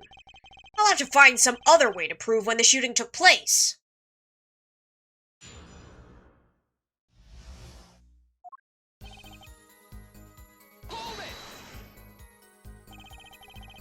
any proof she was lying. Oh yeah, kid? You saying I lied? No, I'm just saying, Apollo, glare back at him! I couldn't help it. I flinched by reflex. What a baby. Detective Cachet. Yeah, what do you want? Nothing. Apollo, chin up, back straight, you're wilting! This guy's hard as nails. He makes Walkie look downright cooperative. Look, there's no way that Diva remembers my voice. Objection, argumentative. You never talked to her, even though you were playing in the same concert? Not a word, as far as I can recall. But weren't there planning sessions or something? Gavin took care of all that himself. Darian wasn't involved in any of the meetings with her. Ugh! As if you could just go around remembering everyone's voice like that anyway. Only an idiot would believe that. Amiwa's hearing is very sensitive. She could remember him if she heard him. I'm sure of it. I just can't prove it. And I need proof. We know she missed the words. The mixing board proved it. Oh yeah? There was a mistake. But blaming it on a gunshot is just a lame excuse. What do you mean? The mixing board proves what? It proves there was a mistake in the song. A missed cue. So, she just flubbed it up big time. That's all. She spins this story about a gunshot to protect the kid and cover for her own goof. Man, I'd have to hand it to her. If she wasn't sticking in... Oh. Man, I'd have to hand it to her if she wasn't sticking it to me at the same time. Darian, watch what you say. Lamiwa is an artist. She just flubbed it up. That's no small accusation for a performer of her caliber. She got to you all right. I can see it in your eyes. I tell you, most of her stuff is so pretentious, it's way over my head. I'm detecting a rift in the Gavinners' ranks. Anyway, she's too close to the defendant. Her testimony can't be trusted. You ask me, I'd go with Detective Sky's story at the drop of a pick. Actually, I was there too. So I hear. Which means you heard them, too, right? The gunshots. Yes. We heard gunshots. Neither I nor Emma actually saw the shooting, mind you. I guess you and Lamiwa got the same excuse then. We know one thing for certain here. There were gunshot-like sounds that emanated from that room during the third set. What we must determine is whether those sounds were actually gunshots. Machi heard them too. Remember? He said he ran for the air duct when he heard them. So, how do we figure out just what those gunshots were? Oh. How do we figure out just what those gunshots during the third set were?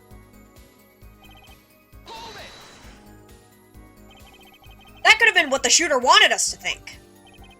I'll tell you what the shooter, that kid, wants you to think. He wants you to think the diva heard me in that room. I'm back to relying on Lamiwa's testimony. As much as I'm enjoying the Darian and Forehead show, there is no need for such tempers. Don't make us into some comedy duo! This mean the Gavin and Darian show's cancelled? Neither of your claims can be proven or disproved. Objection calls for speculation, there's a lot. We could argue for days like this and get nowhere. Prosecutor Gavin is quite right. This court will hear no further discussion on this topic without new facts. New facts, huh? He's pretty eager to paint Lamiwa as a liar, isn't he? Yeah, because her testimony is basically our entire case. This is tough. So, what do we do? I've got a few ideas. I just need to find another way to prove it didn't happen when he says it did.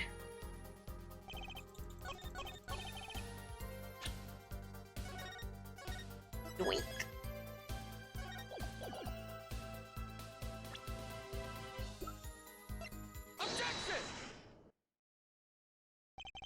Some things were found at the crime scene after yesterday's trial. What things? The first was this small device. That's the remote-triggered igniter. Correct. And one more thing. What are those? The remains of something burnt. Not another guitar, I hope. Traces of gunpowder were found on these fragments. We have a report that it was something like a firecracker. Eh? How did Gavin know about this? What? You think Detective Sky works for you? I received the report this morning before coming here. That's when I made my decision, actually. What decision is this, Prosecutor Gavin? I registered Darian as a witness in today's trial.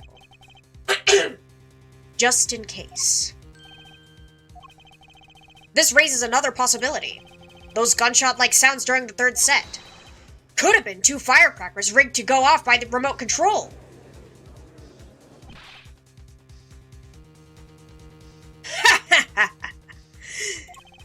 You got an active imagination, don't you? But you shouldn't say every little thing you think. Your explanation there seems a bit too convenient for me. How so? So, you're saying these firecrackers just happened to go off, right when 2 witnesses came walking by? Ha! That's right! Darian was out on stage when it happened, Apollo. How would he know someone was backstage right then? If a firecracker goes off in the forest and there's no one to hear, you get my drift? Why go through the trouble, man? Irk! How do I explain this? He may not look it, but Darian is a gifted detective. Show any weakness and he's sure to find it. You may not look it, partner? Gee, thanks, man. That reminds me. I happened to pass through that very hallway several times that day myself, and I saw something odd there just before the third set. Something odd? A headset. The kind all the band and staff members were wearing. That's right! We picked this up in front of the door to that dressing room.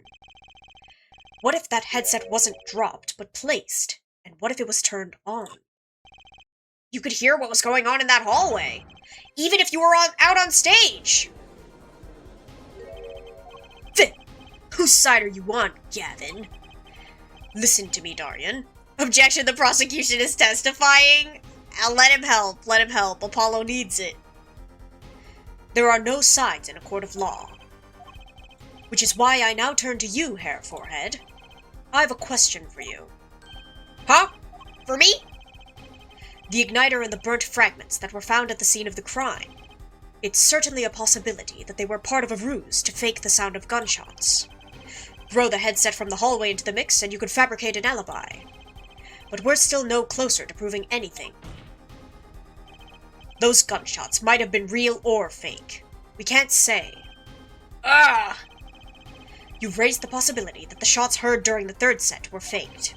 Now you need to prove the other half of the case. The other half? Look, I'll just tell him. He wants you to prove that the thing went down in the second act, while our little piano player was on stage. That right, Gavin? Indeed. If you can't prove that, then to continue this cross-examination would be pointless. Well, Mr. Justice, can you prove the crime took place during the second set?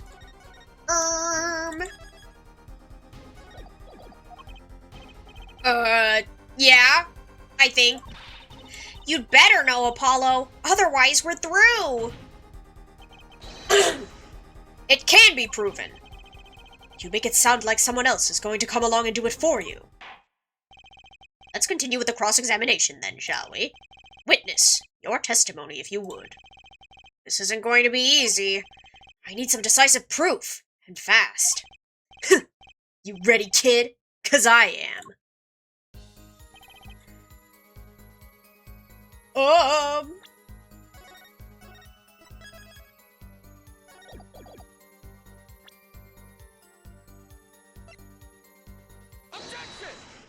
I got you.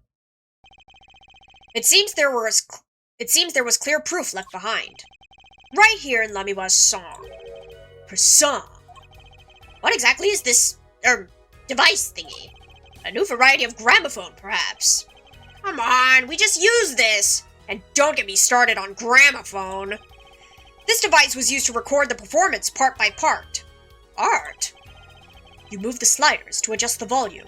Each instrument is adjustable separately, Lamiwa's voice included. Oh! What does this prove? According to Lamiwa's testimony, at the moment of the shooting, she forgot the words to the song. Ah, You intend to examine the recording in that moment, yeah? We might even hear those gunshots. Exactly. Ridiculous. How are you supposed to hear gunshots back in that dressing room out on stage? Have you forgotten, Darian? We were all wearing these headsets. Oh, We were all deeply involved in our performance. But Lamiwa's headset would have picked up what she heard all the same. let's get to analyzing that recording. Right now. Lamiwa stopped singing when she heard the shots fired. Find that spot, and I'll find the gunshots.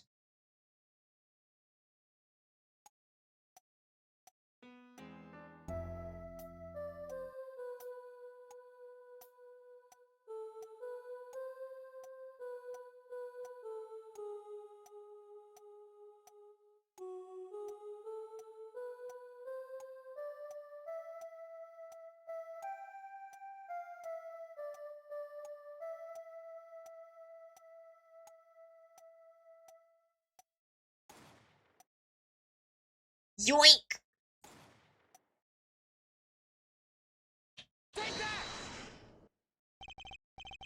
Your Honor, listen to this part! What's this? I hear nothing. How is this possible? Wait, isn't the judge hard of hearing? I can hear just fine, thank you very much. Ack, you heard me thinking! I saw what you were thinking on your face. Herr Judge's hearing aside, I too heard nothing. What do you mean? There was the... Oh.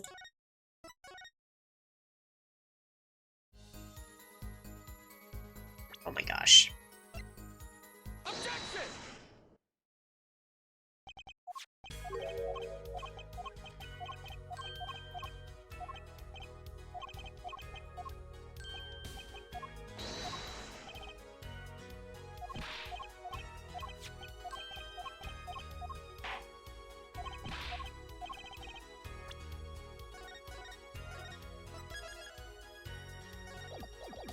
Rip fourth wall.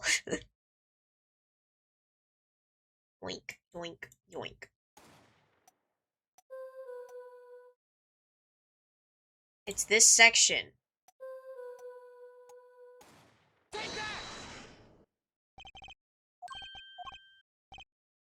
Why does... Oh. Why is it not working? I am confusion.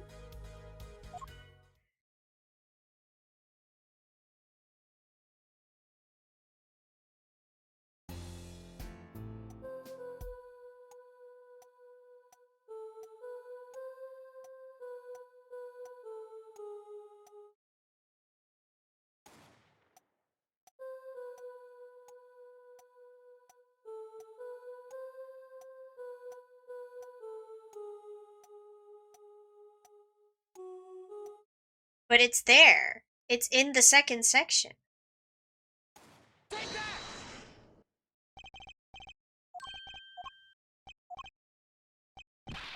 What? Why? Guess that's the wrong spot. What do you mean it's the wrong spot? What?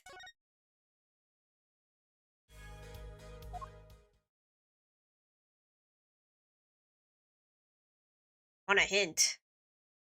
Hang on, let me see if I can do this.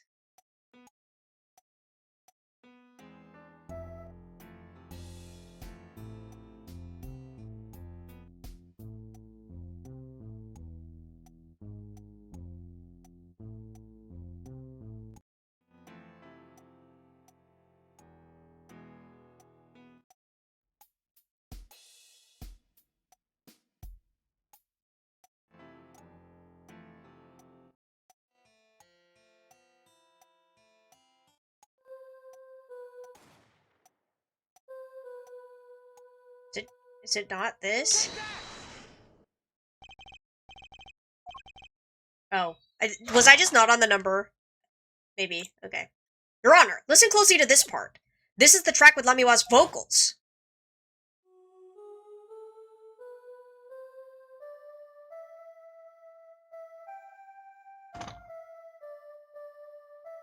Yeah, you're on the wrong number. Okay.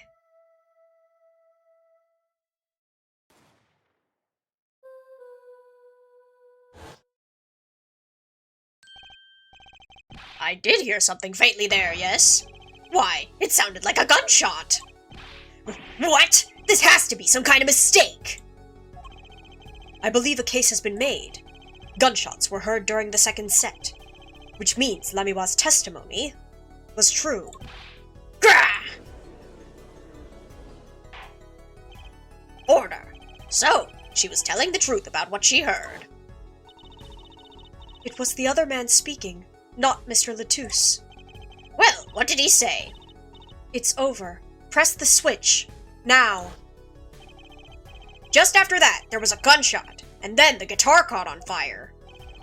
Detective Crescent, you weren't on stage during the second set. You could have done it. But why did we only hear one gunshot on the recording?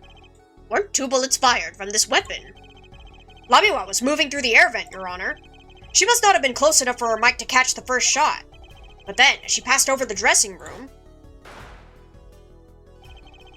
the gun fired again, and Mr. Latouche's life was taken. Well, Detective Crescent? Once again, I am reminded of something. Our performance that day. Your performance? Seeing the mixing board jogged my memory. You were there too, Herr Forehead. What is wrong? What is it with today? Problem after problem. Achtung! My hog won't start, my guitar case is busted, my guitar's been burnt to a crisp, and to top it all off, someone's dead. And then there was that performance just now. What was that all about? This part is off. Which is that? Second guitar.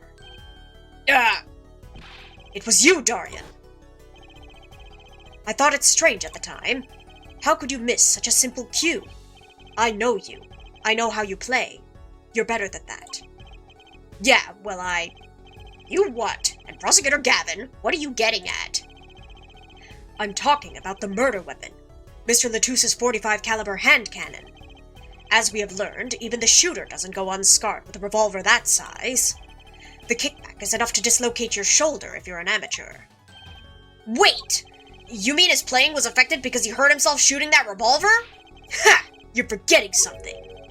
Yes, Detective Crescent? I'm a trained police officer, you know. I've had firearms training. Plenty of it. I'm no amateur. The standard sidearm issued to police officers is a .38 caliber weapon. A much tamer beast. Also, the murder weapon belonged to the victim, Mr. Latouche, which suggests there was a struggle between killer and victim. So, killer might not have been holding the revolver correctly when he fired. Is that what you mean? The thought had occurred to me, yes. Well, does the witness have anything to say to this? Detective Crescent! What I want to ask is what Mr. Sleeves rolled up ready for action has to say. Hey, you, attorney. Me? Exactly which piece of your evidence is decisive again?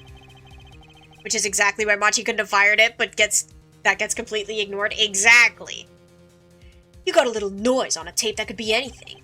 And you have an alleged guitar cue missed due to a .45 caliber kickback.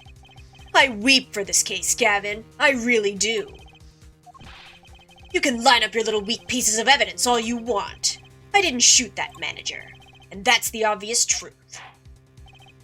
The witness has a point. The defense's arguments, while persuasive, are not decisive. I believe we should hear what the witness has to say in response to the case so far. Your testimony, please, Detective Crescent. Tell us your reasons why you couldn't have done it. Proof of innocence. Come on, why would I even want to kill that manager? You want a reason? Easy. I got no motive, man. This was that diva's first trip to this country, right? How could I possibly know her manager? If I didn't know him, why would I want to kill him? A simple reason indeed.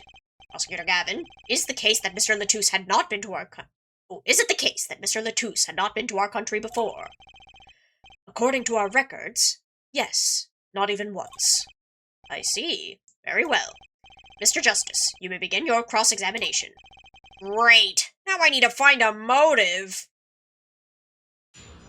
The Ace Attorney classic. No motive, no murder. Exactly. Her manager, sure. But Mr. Latouche was... Oh, right. Sorry. An Interpol agent, wasn't he? I just have trouble picturing that big lunk as an undercover cop, you dig? And not a very good one, seeing as how he got wasted. That's cold, dog. Not that it matters either way. See, I had no reason to kill the man, whatever he was. But that's the same for Machi. No motive was proven for him. Come on, he traveled around the world with that old fart. He had plenty of time to come up with a motive of his own. Ugh. More than I sure did. I mean, think about it. The witness will refrain from speaking ill of the deceased. True. Don't insult him. He's already dead. Darian, you're a detective with international affairs. Yeah, what of it? Even if this was Mr. Latouche's first trip to this country, you still could have met him prior to the concert. Huh? Or don't you take any international trips in international affairs? That's right. Well, Detective Crescend. That's your game, is it? Guess I'd better confess then. Confess? Yeah, it's a bit of an embarrassment, but I've never been sent overseas. What? But you're an international... See, me and Plain's got a difference of opinion. We don't like each other much. My condolences, Herr Forehead, but he's telling the truth. He's never set foot outside the country. I can guarantee it.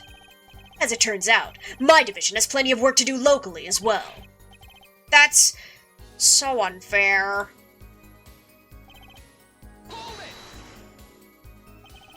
So you didn't fraternize with him at all during the concert? Fraternize? Ha! I don't think we exchanged a single word. As if anyone would want to talk to that old Eastern blockhead. Now the ladies, that's a different matter altogether. So you see...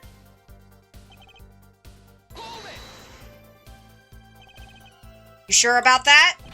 What? What? Wipe that look off your face before I do it for you. Listen, you try throwing out one of your wild accusations. I'll throw it back at you so hard you'll forget who you're accusing of what. Herr Forehead, perhaps it's best if you let your evidence do the talking, yeah? Man, what evidence? That's what I want to know. So, he is using this motive question as ammunition, huh? Well, I've got ammunition too. Evidence! Oh.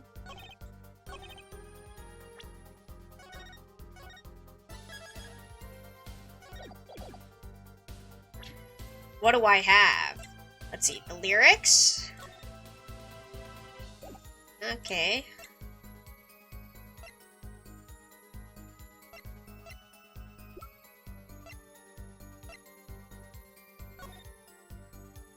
I mean, he's an Interpol agent, but like...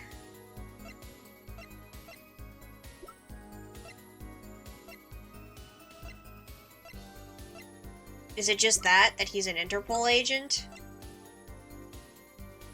Objection! Nope.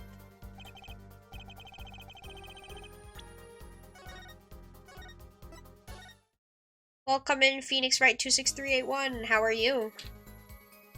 If I didn't know him, why would I want to kill him? I don't know. Is it time for this? Oh, yep. Okay. Your Honor, take a look at this. What's that? Looks like candy. I love this case so much I can't take how much I adore this case. It's a silly one. It's not. Don't lick it, please. Detective Crescend, ever see this? Looks like a piece of candy. What it is evidence. Don't lick it before you try it. Specifically, this is a replica of a cocoon. It was found among the victim's belongings. A cocoon? Never seen one that color. It's a variety only found in the Republic of Borginia. Nowhere else. Alright, but what is this cocoon replica doing in my courtroom? Surely this has nothing to do with a motive for killing Mr. Latouche. Does it? It does. Wait, I think it does. You don't sound so confident, man. A cocoon? Is it one of those silky cocoons? The kind that you can make, well, silk out of? Not this one. This cocoon makes a powerful curative. A curative? For what? Apparently, it is most efficacious? Efficacious? At treating a disease thought incurable. It is the only medicine of its kind. However, it is illegal to take one of these healing cocoons out of Borginia. Whatever for. If it's such a miracle cure, why not share it with the world? Yeah, that's what I've been wondering. We looked into the matter at some length. Apparently, it isn't difficult at all to manufacture the remedy from the cocoon. Yet, if you change the process only slightly, you can easily make a large quantity of something else entirely. A deadly poison, in fact. What? There was an incident several years ago where some of these got out into the black market. It caused quite the commotion in the global community. Efficacious? Thank you. Though the media was kept largely unaware. Intriguing. All this has led to a strict ban on the cocoon's export. One rigidly enforced, by Interpol among others. Interpol? Right. The victim, Romain Latouche, was an Interpol agent. Detective Crescent, you insist on referring to him as a manager, but that's misleading. Romain Latouche wasn't killed as a manager. He was killed as an undercover agent. So I was trying to smuggle this gumball into the country? That's what you're trying to say? The K has a long A sound. Efficacious. Efficacious. I'm saying that could well be a motive for murder. Correct, thank you. Oh, so I was going to sell it on the black market and make myself a pretty penny? Ridiculous. I mean, totally unthinkable. Unthinkable, you say? Why? Perhaps it is time for another testimony about this smuggling of cocoons business. Cocoon smuggling. International Affairs got a memo about these cocoons. Interpol's all hot and bothered about them. Can't sell them on the black market. Too dangerous. Yeah, cocoon smuggling ain't exactly lucrative anymore. Man, I'm in International Affairs. I know the deal. Indeed. Interpol wanted these cocoons bad enough to send Mr. Latouche undercover. You kids think of the craziest things. But no way am I going to risk life and limb just to get my hands on some dirty cocoon money. Not the most noble of statements, but duly noted. According to reports, these cocoons top Interpol's list. Selling them to an underground organization would be risky. Very well. You may begin the cross-examination. This is the only motive I've got. He was up to something, and I'm going to find out what.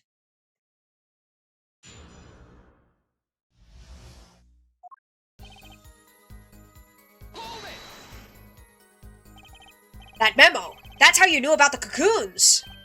Oh, nice one, nice one. I'm running scared now. You had to know about the cocoons to plan this. So how well known are these cocoons? I'm embarrassed to admit it, but I'd never heard of them. Well, Lamiwa knew about them, though not their use.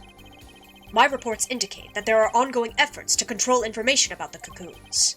Most people only know they're illegal to export. That's all. Then I've nothing to be embarrassed about after all. You could say people like me who know about them are a minority, yeah? But that includes everyone in International Affairs, man. And everyone in Interpol, too, for that matter. Yeah.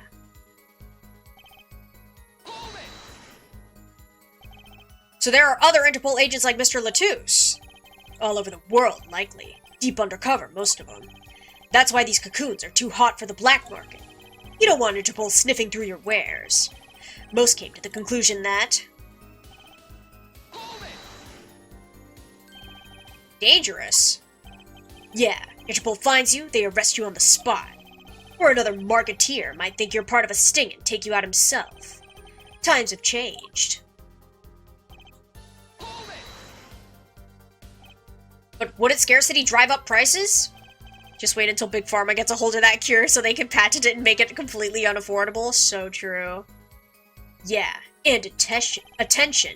Every gangster and his brother would want a piece of that action. They turn your forehead into Swiss cheese before you could say objection. Maybe we could get them to cut his hair, too. Who's on trial here again? Man, you so obviously know nothing about the market. And that's a bad thing? Don't even try to mess with me about this stuff.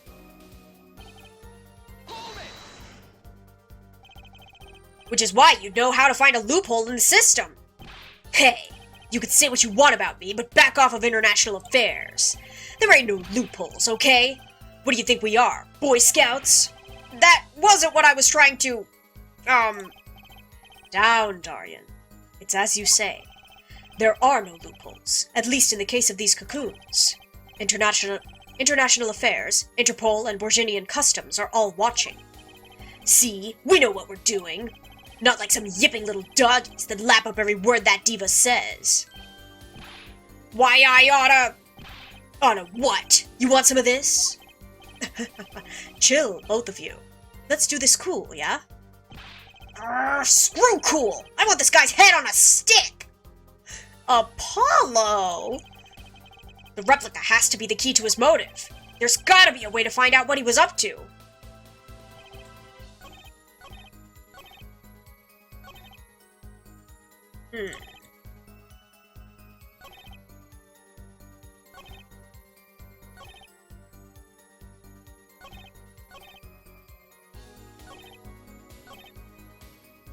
Too dangerous.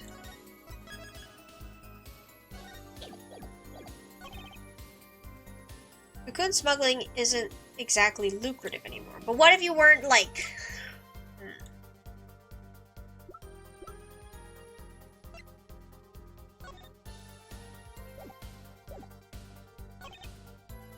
I know the deal. My eye patch. Welcome in, Kimono. How are you?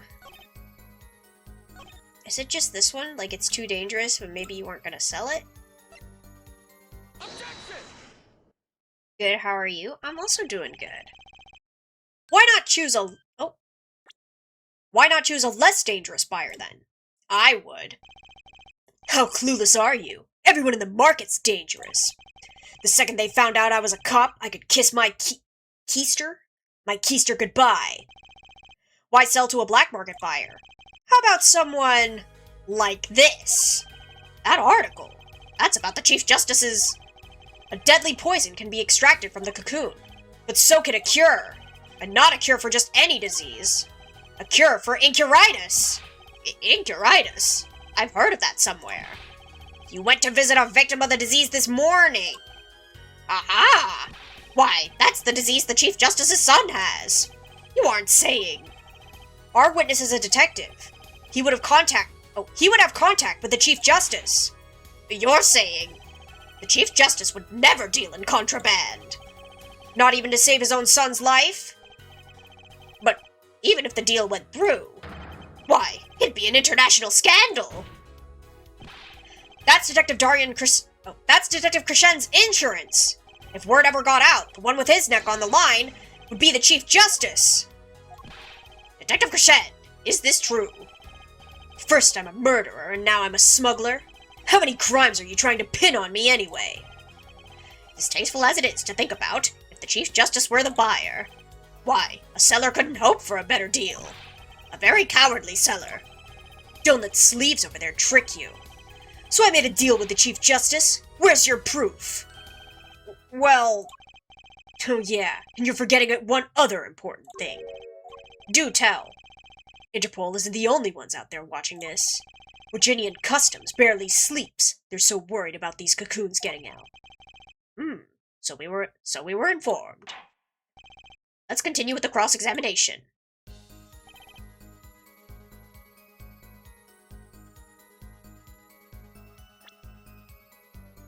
I'm gonna save again, but I think I know.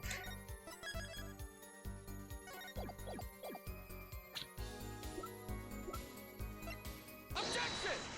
Haha! Actually, there is one way. What? One way to get something out of the country, no checks. What is it? You become a prosecutor. A prosecutor? Ah! I don't believe it. Believe it, Prosecutor Gavin. What was it that you told me yesterday at your office?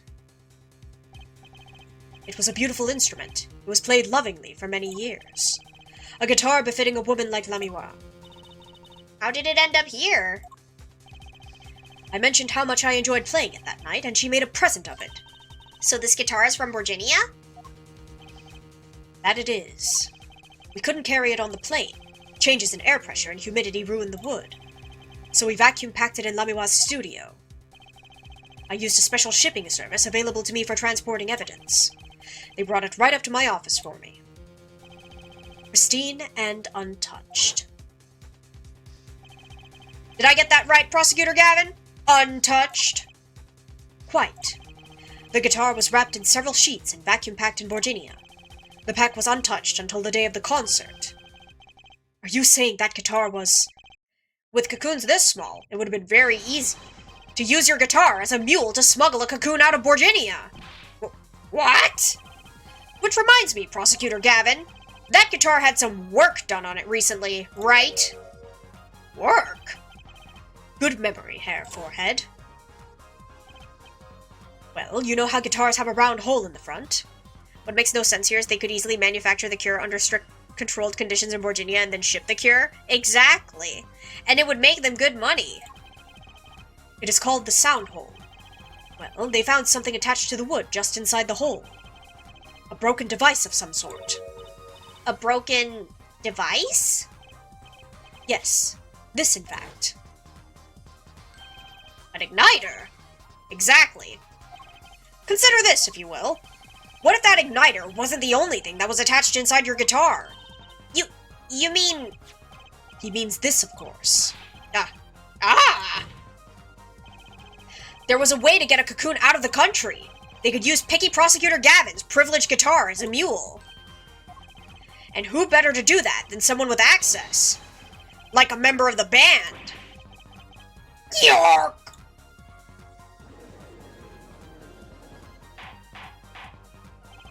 Order, order, order. So the igniter was placed in there for a clear reason, it seems. It was a safety precaution. A precaution? Ah, Hair Forehead. At last, it all comes together. Every strange thing that happened that day. Care to review? There's no way of creating the poison from the already produced cure. True. Maestro, the gentle sounds of Lamiwa's ballad, if you please. First, my keys were stolen. A harmless misdemeanor, which forced me to break the lock on my guitar case. The key was stolen to retrieve the cocoon from the guitar. I see. But things didn't go so well. The smuggler wasn't counting on the guitar being wrapped. Only a member of the band could get near that case. Unwrapping the guitar would raise too many suspicions. Then the concert began. Right about this time, a very large problem presented itself to the smuggler. What's that? Mr. Latouche. Ah! Mr. Latouche, an undercover agent, was onto something. He would have known about the guitar. But we love plot holes, am I right? Yeah. Especially with this case, I feel. Alas. He'd only have to check the shipping records. So, Mr. Latouche tried to examine the guitar himself. If the cocoon were confiscated then, the gig would be up. The only thing left for the smuggler to do was get rid of the whole lot. It's over. Press the switch. Now. The guitar burst into flames, and the cocoon was lost. And then... Mr. Latouche died, with Lamiwa there to witness it. There's your case.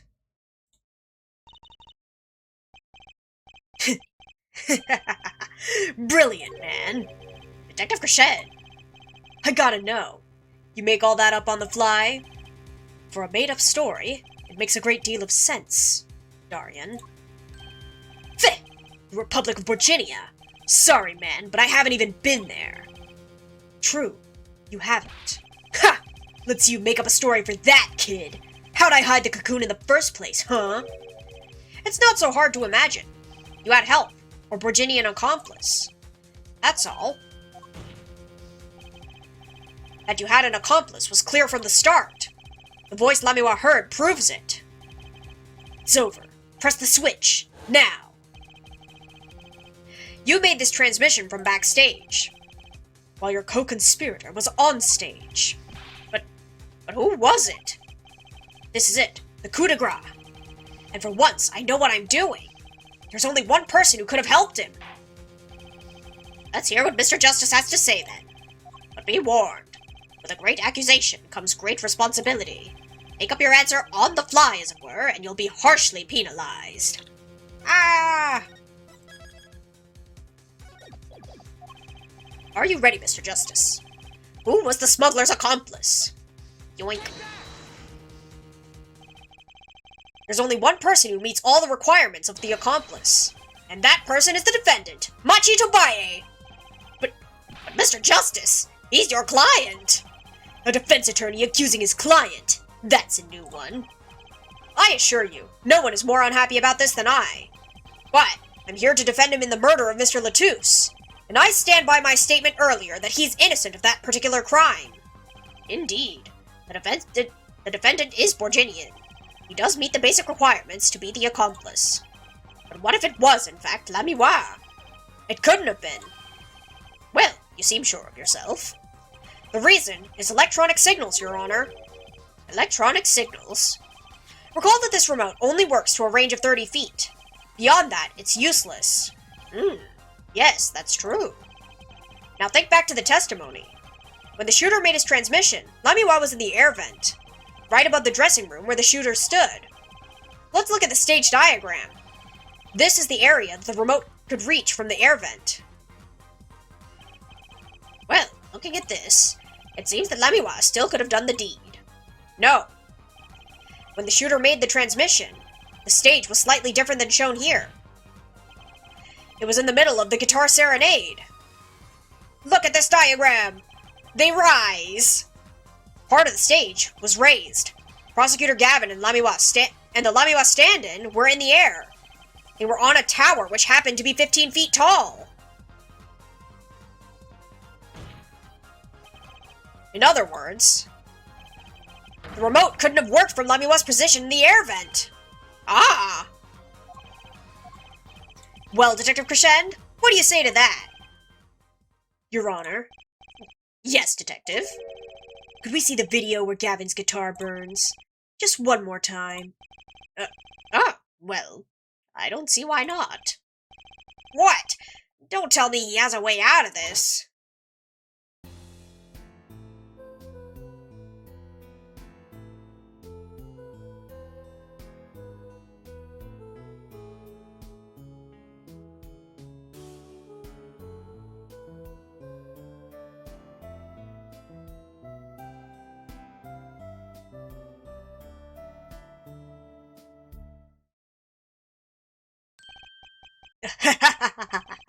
Too bad, so sad, punk.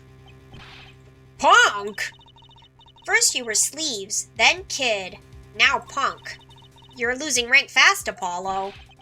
What exactly were we supposed to see in this video? The problem isn't in what we see, correct, Darian? Right, it's what you hear. We are musicians, after all. Care to explain for us non-musicians? Sure thing, punk. Let me get your yarn straight first. You're saying I ordered the wee pianist to set off that igniter? That's right. Oh, that right? Yes? Well, in order to do that, he'd have to press a switch. Am I right? Okay. Well, take another listen. Pay attention to the piano. Piano?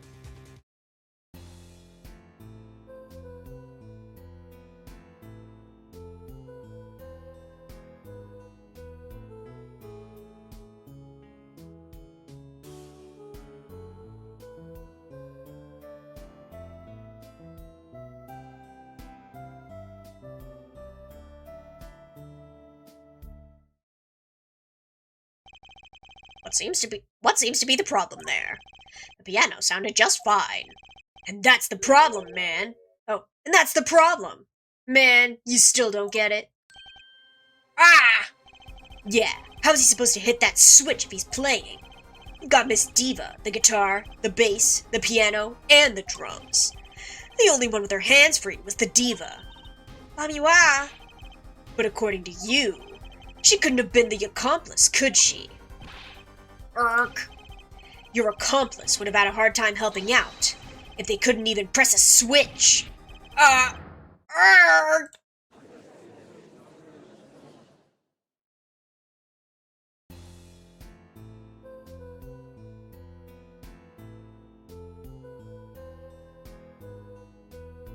This video is truly the Blue Badger video of the Apollo games.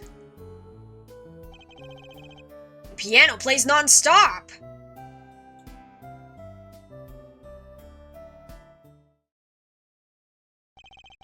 He couldn't have pressed that switch. Well, Mr. Justice, the piano does seem to be playing when the guitar catches fire. Well, it's okay. We all make mistakes sometimes. Apollo, were you wrong? I can't be wrong. Everything makes perfect sense. How could it all just... strange? What's strange? No, it's just...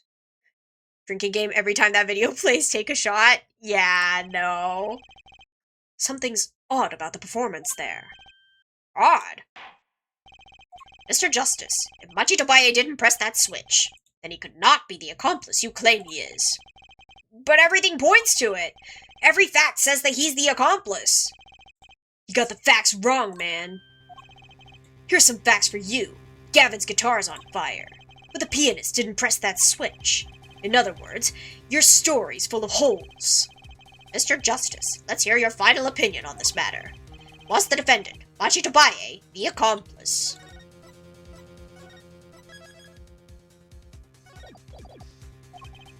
Your answer will reflect on everything you've said here.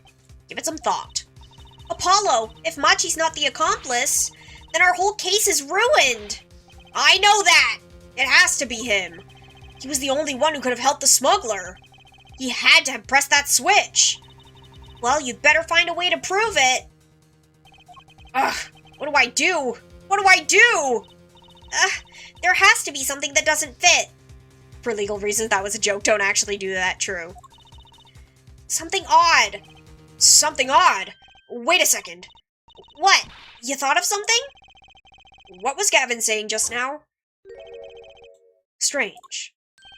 What's strange? No, it's just... something's odd about that performance there. It's not much to go on, but it's all I've got. What exactly did he hear that was odd? Have you come up with something, Mr. Justice? May I remind you that everything rests on this. Can you prove Machi pressed that switch? Let's hear your final answer. Can you prove that Machi pressed that switch? Oh my gosh. Clavier, help me. I don't know if you call this proof per se, but I can prove it was possible. And as prosecutor, it falls to me to ask you to show us evidence supporting this. Hair Forehead, you're sure about this? Ha! Accept it. There's no evidence, man. Let's see your evidence, Mr. Justice. On what do you base your claim that the defendant pressed the switch? This one again. The basis for my claim is music, Your Honor. Music? What about music? Let's listen to the piano part, around the time when the switch was to be pressed. Right before the guitar burst into flame.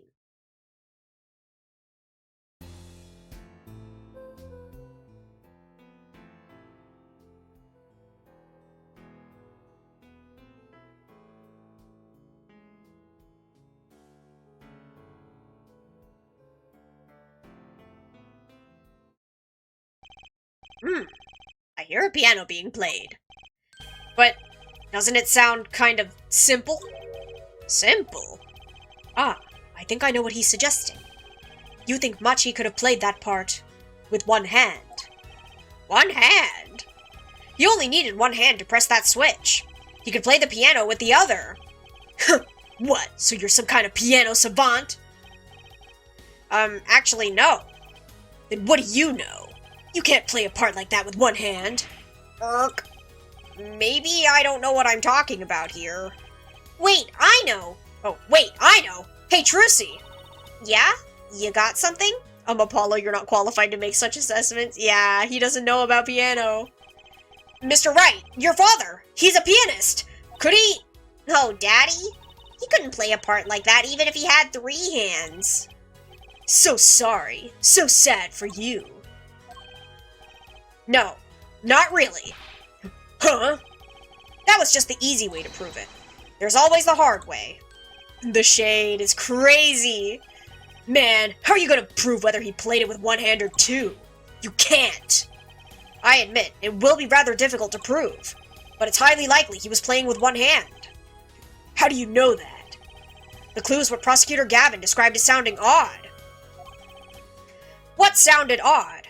I'll bet we can tell by listening to a certain part of the song. No. No way. Well, it seems we've come to the moment of truth at last. Let's hear what Mr. Justice has to say for himself. Show us the part that proves the defendant was playing with one hand, right before the guitar burst into flame. Machi was definitely playing one-handed just before the guitar caught fire, and one section of the song proves it.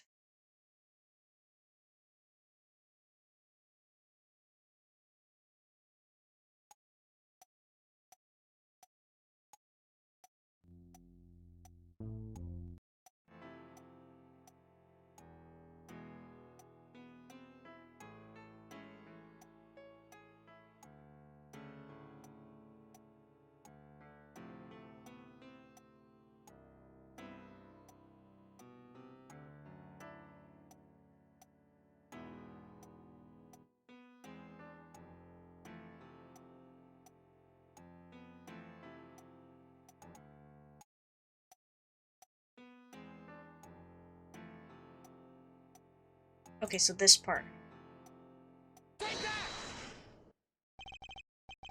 That's the section. I'm afraid I don't hear it. Oh, nope. Never mind. I thought, is it not the same part? Just... Oh, dear. Okay.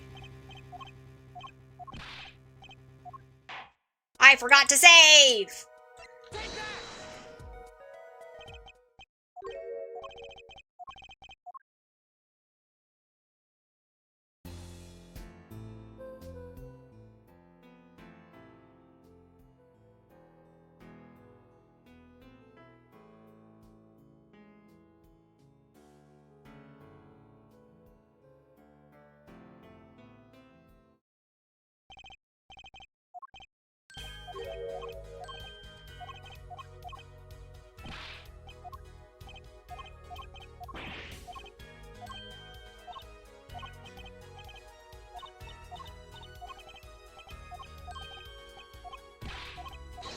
Yeah, and save scum we trust, for real. I'm gonna save here.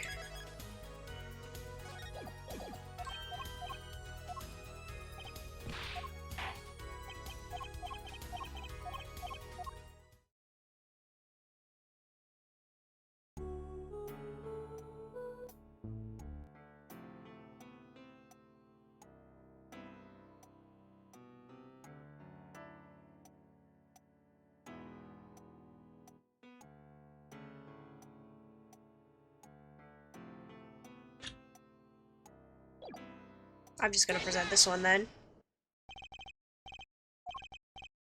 No. Is it the first part? There can only be so many. Unless I was on the wrong thing again.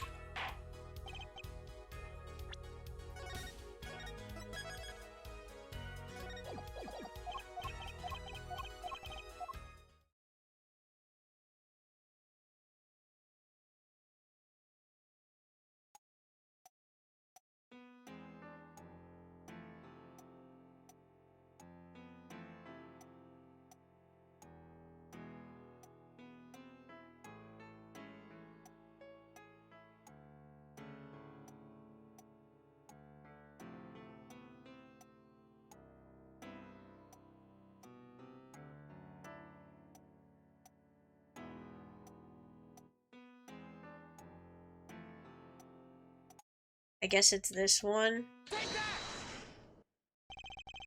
Prosecutor Gavin, I'm sure you've realized by now just what it was that sounded odd to you. As I'm sure you've realized it yourself, Hair Forehead. Realize what? I'll demonstrate. Let's listen to the part in question again, shall we? Pay particular attention to the "but a fleeting melody" phrase.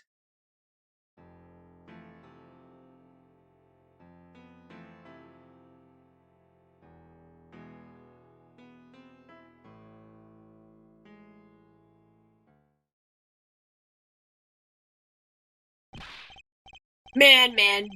How many times do we have to listen to the same thing? You're right. Enough of that. Let's listen to another section, shall we? Another section? The guitar bursts into flame at the end of the second verse. Let's listen to the same spot in the first verse. Pay attention to "Oh That Night in Your Embrace."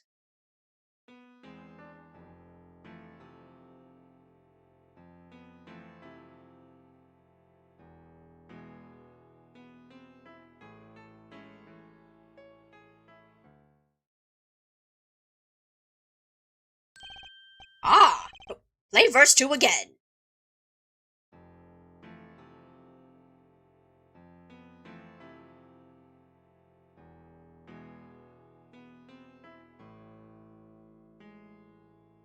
There, did you hear that?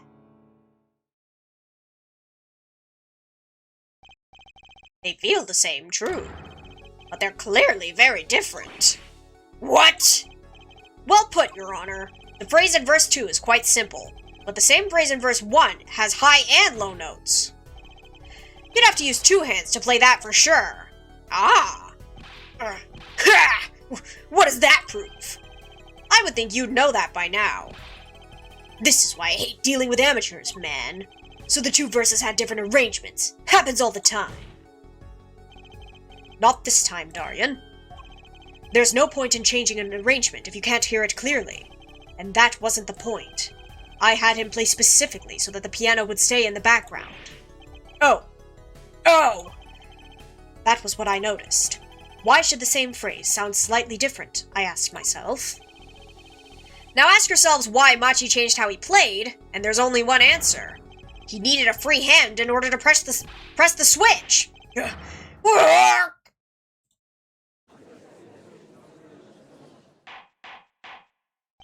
Order. I believe this ties all the facts together. Well, Prosecutor Gavin. Yes, quite. Though personally, this comes as a terrible disappointment. What? No comeback?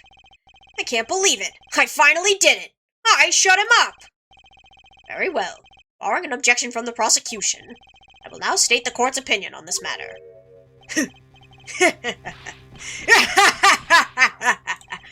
Good show, Sleeves. No, great show. It's not over? I don't like it when he looks so happy.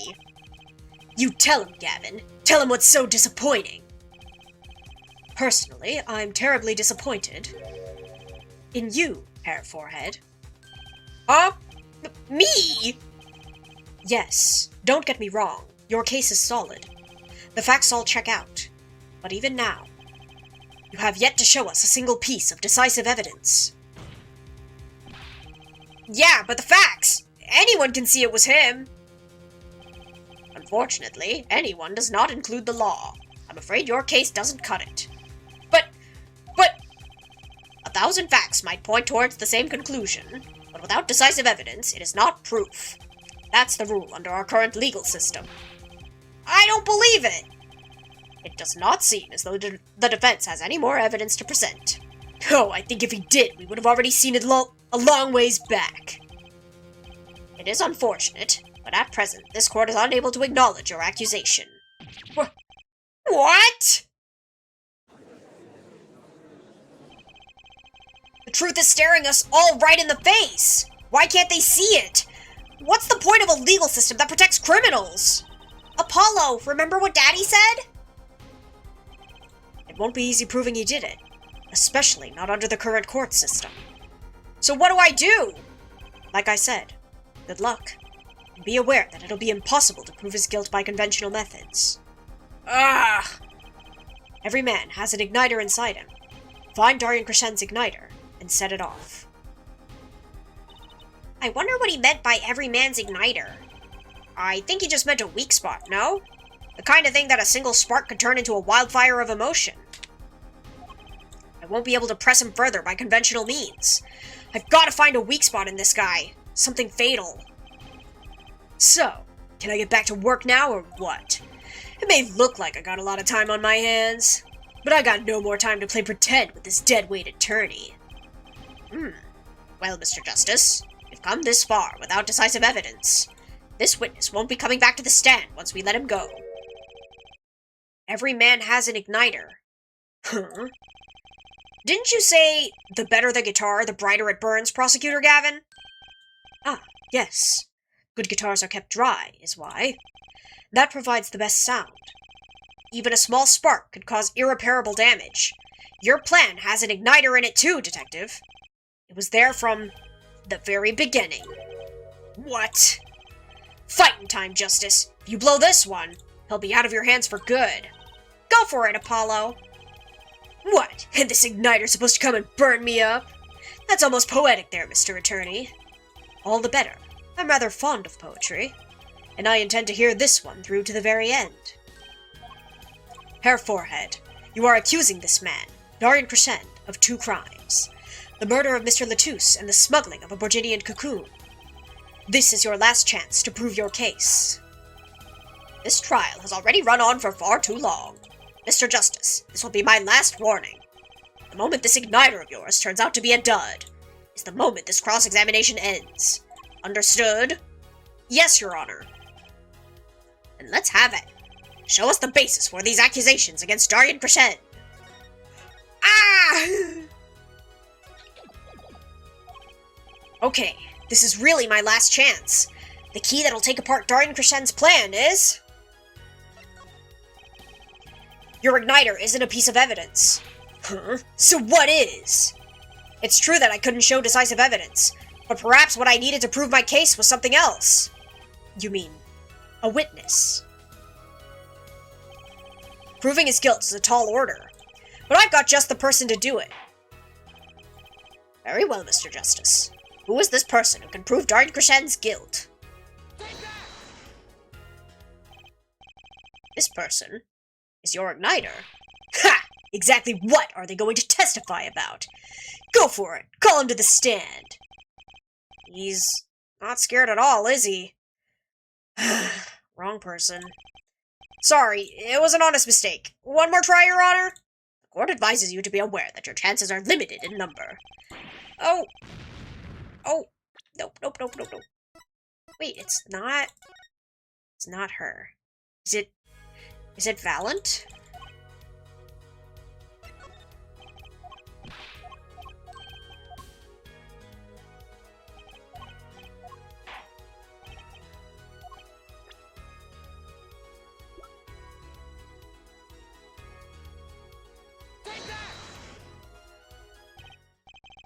This person is your igniter. No? Alright, well.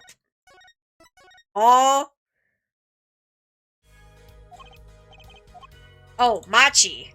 Wait, I'm simply dumb.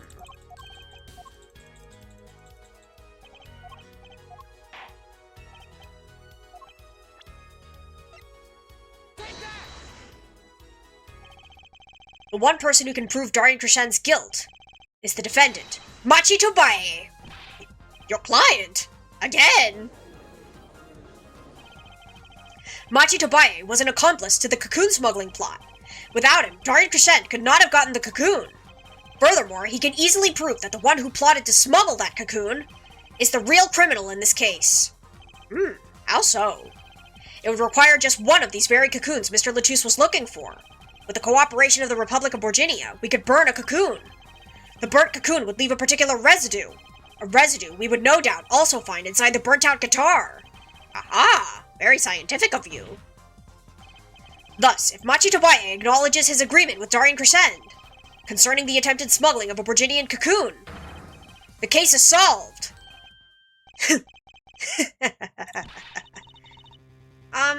Darian's laughing again.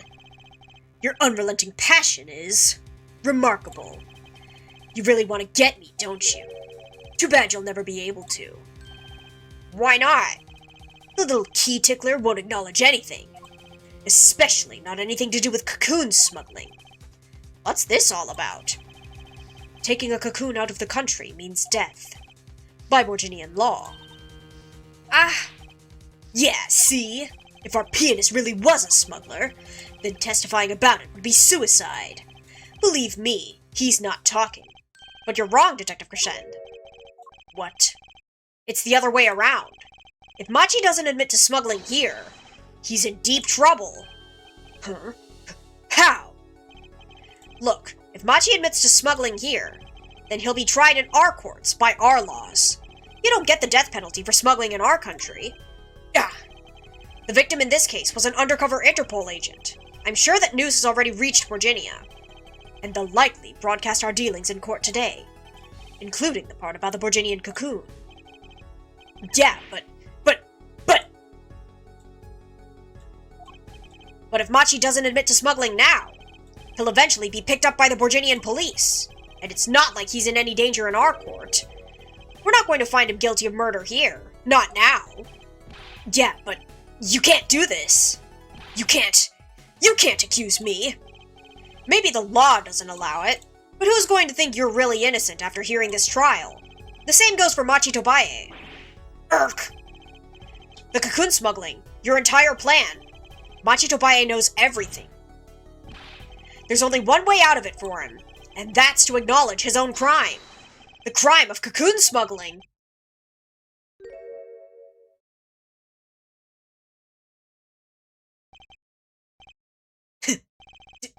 Don't worry there.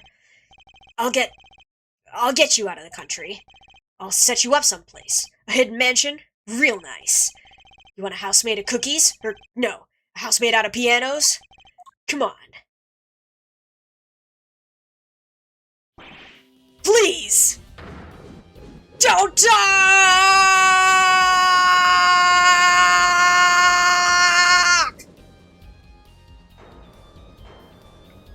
The breakdown is so funny.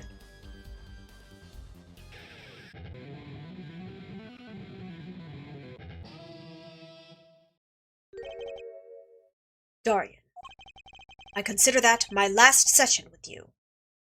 We rocked. I'm guessing we can treat that outburst as a confession. Uh-oh, he's laughing again.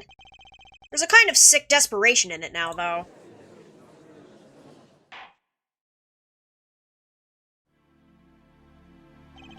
Well, have you been listening to today's trial? Yes. And you'll talk. You'll tell this court everything. I didn't want it to turn out this way, but I'm not the kind of lawyer that can overlook a crime. Today's trial was all for your benefit, you know. I see no reason why you should hesitate now. I knew. From beginning, I knew. Machi. Situation. I cannot explain, but money I needed. Very much money. Today's trial raises a delicate issue with our legal system. The only thing definite in a court of law is evidence. This is the golden rule. However, it has become apparent that not all things can be tried by this standard. Should another case of this sort surface, you may have to consider an alternate system by which to administer justice. Anyway, Mr. Machi Tobaye. Yes? I promise you will receive a fair trial by the laws of our country. And, with regards to the current charges for the murder of Mr. Latouche, this court is prepared to announce a verdict. I thank you. I only lie. But you see truth. You find truth. That's our job. Very well. This court finds the defendant, Machi Tobaye, not guilty! Wahoo!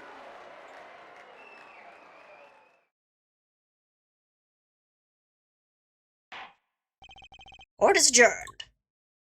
We did it, boys! It's over.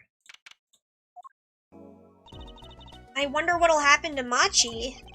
Well, he did smuggle a cocoon out of Virginia. I guess there'll be another trial here. All's well that ends well. Daddy! I owe you both my thanks. Lamiwa? My, is something wrong? I'm sorry, Machi was your partner on stage! Your friend! Yes, I thought of him as my own son. Even now I do. Yet, something got a hold of him. Something evil. I see that. And he must pay for what he has done. Is that not how it should be? I'm still sorry. Do not be sorry. You have given me courage. Courage? I am considering an eye operation. It was my suggestion, actually. You mean you'll be able to see again? It's funny. I have always been afraid of the light. You better apply for asylum so he doesn't get extradited back to Virginia. True. Yeah, a bro gotta do something. Light seems so harsh, so unforgiving. According to the doctor, Lamiwa lost her sight due to some kind of accident. An accident? As you know, I suffer from amnesia. I feared that, if I could see, perhaps it would open my eyes to the truth I have been running from. I was scared. Now what changed her mind? Hearing your defense in there today. She could feel your gaze, unwavering, always looking straight at the truth. If the light returns to my eyes, I think I will take up painting. Painting? That's right! She's the landscape painter in sound, after all! I will paint the two of you. I promise. Woohoo! I can't wait, Lamiwa! I owe you my thanks too, Apollo. Thanks, Mr. Wright. But, for what? Reminded me I need to hurry things along. On my secret mission, that is. Right. Your secret mission. Apollo, Trucy, I hope that we will meet again someday soon. You bet! Me too! And so, like a ballad, the trial flowed on and on, until it came to the end. Thanks to the trial, the guitar serenade was a huge hit. Prosecutor Gavin's even more dazzling to look at now. But there's something I want to say to that guy. Next time you write a ballad, Have them catch the killer at the end. Let's go!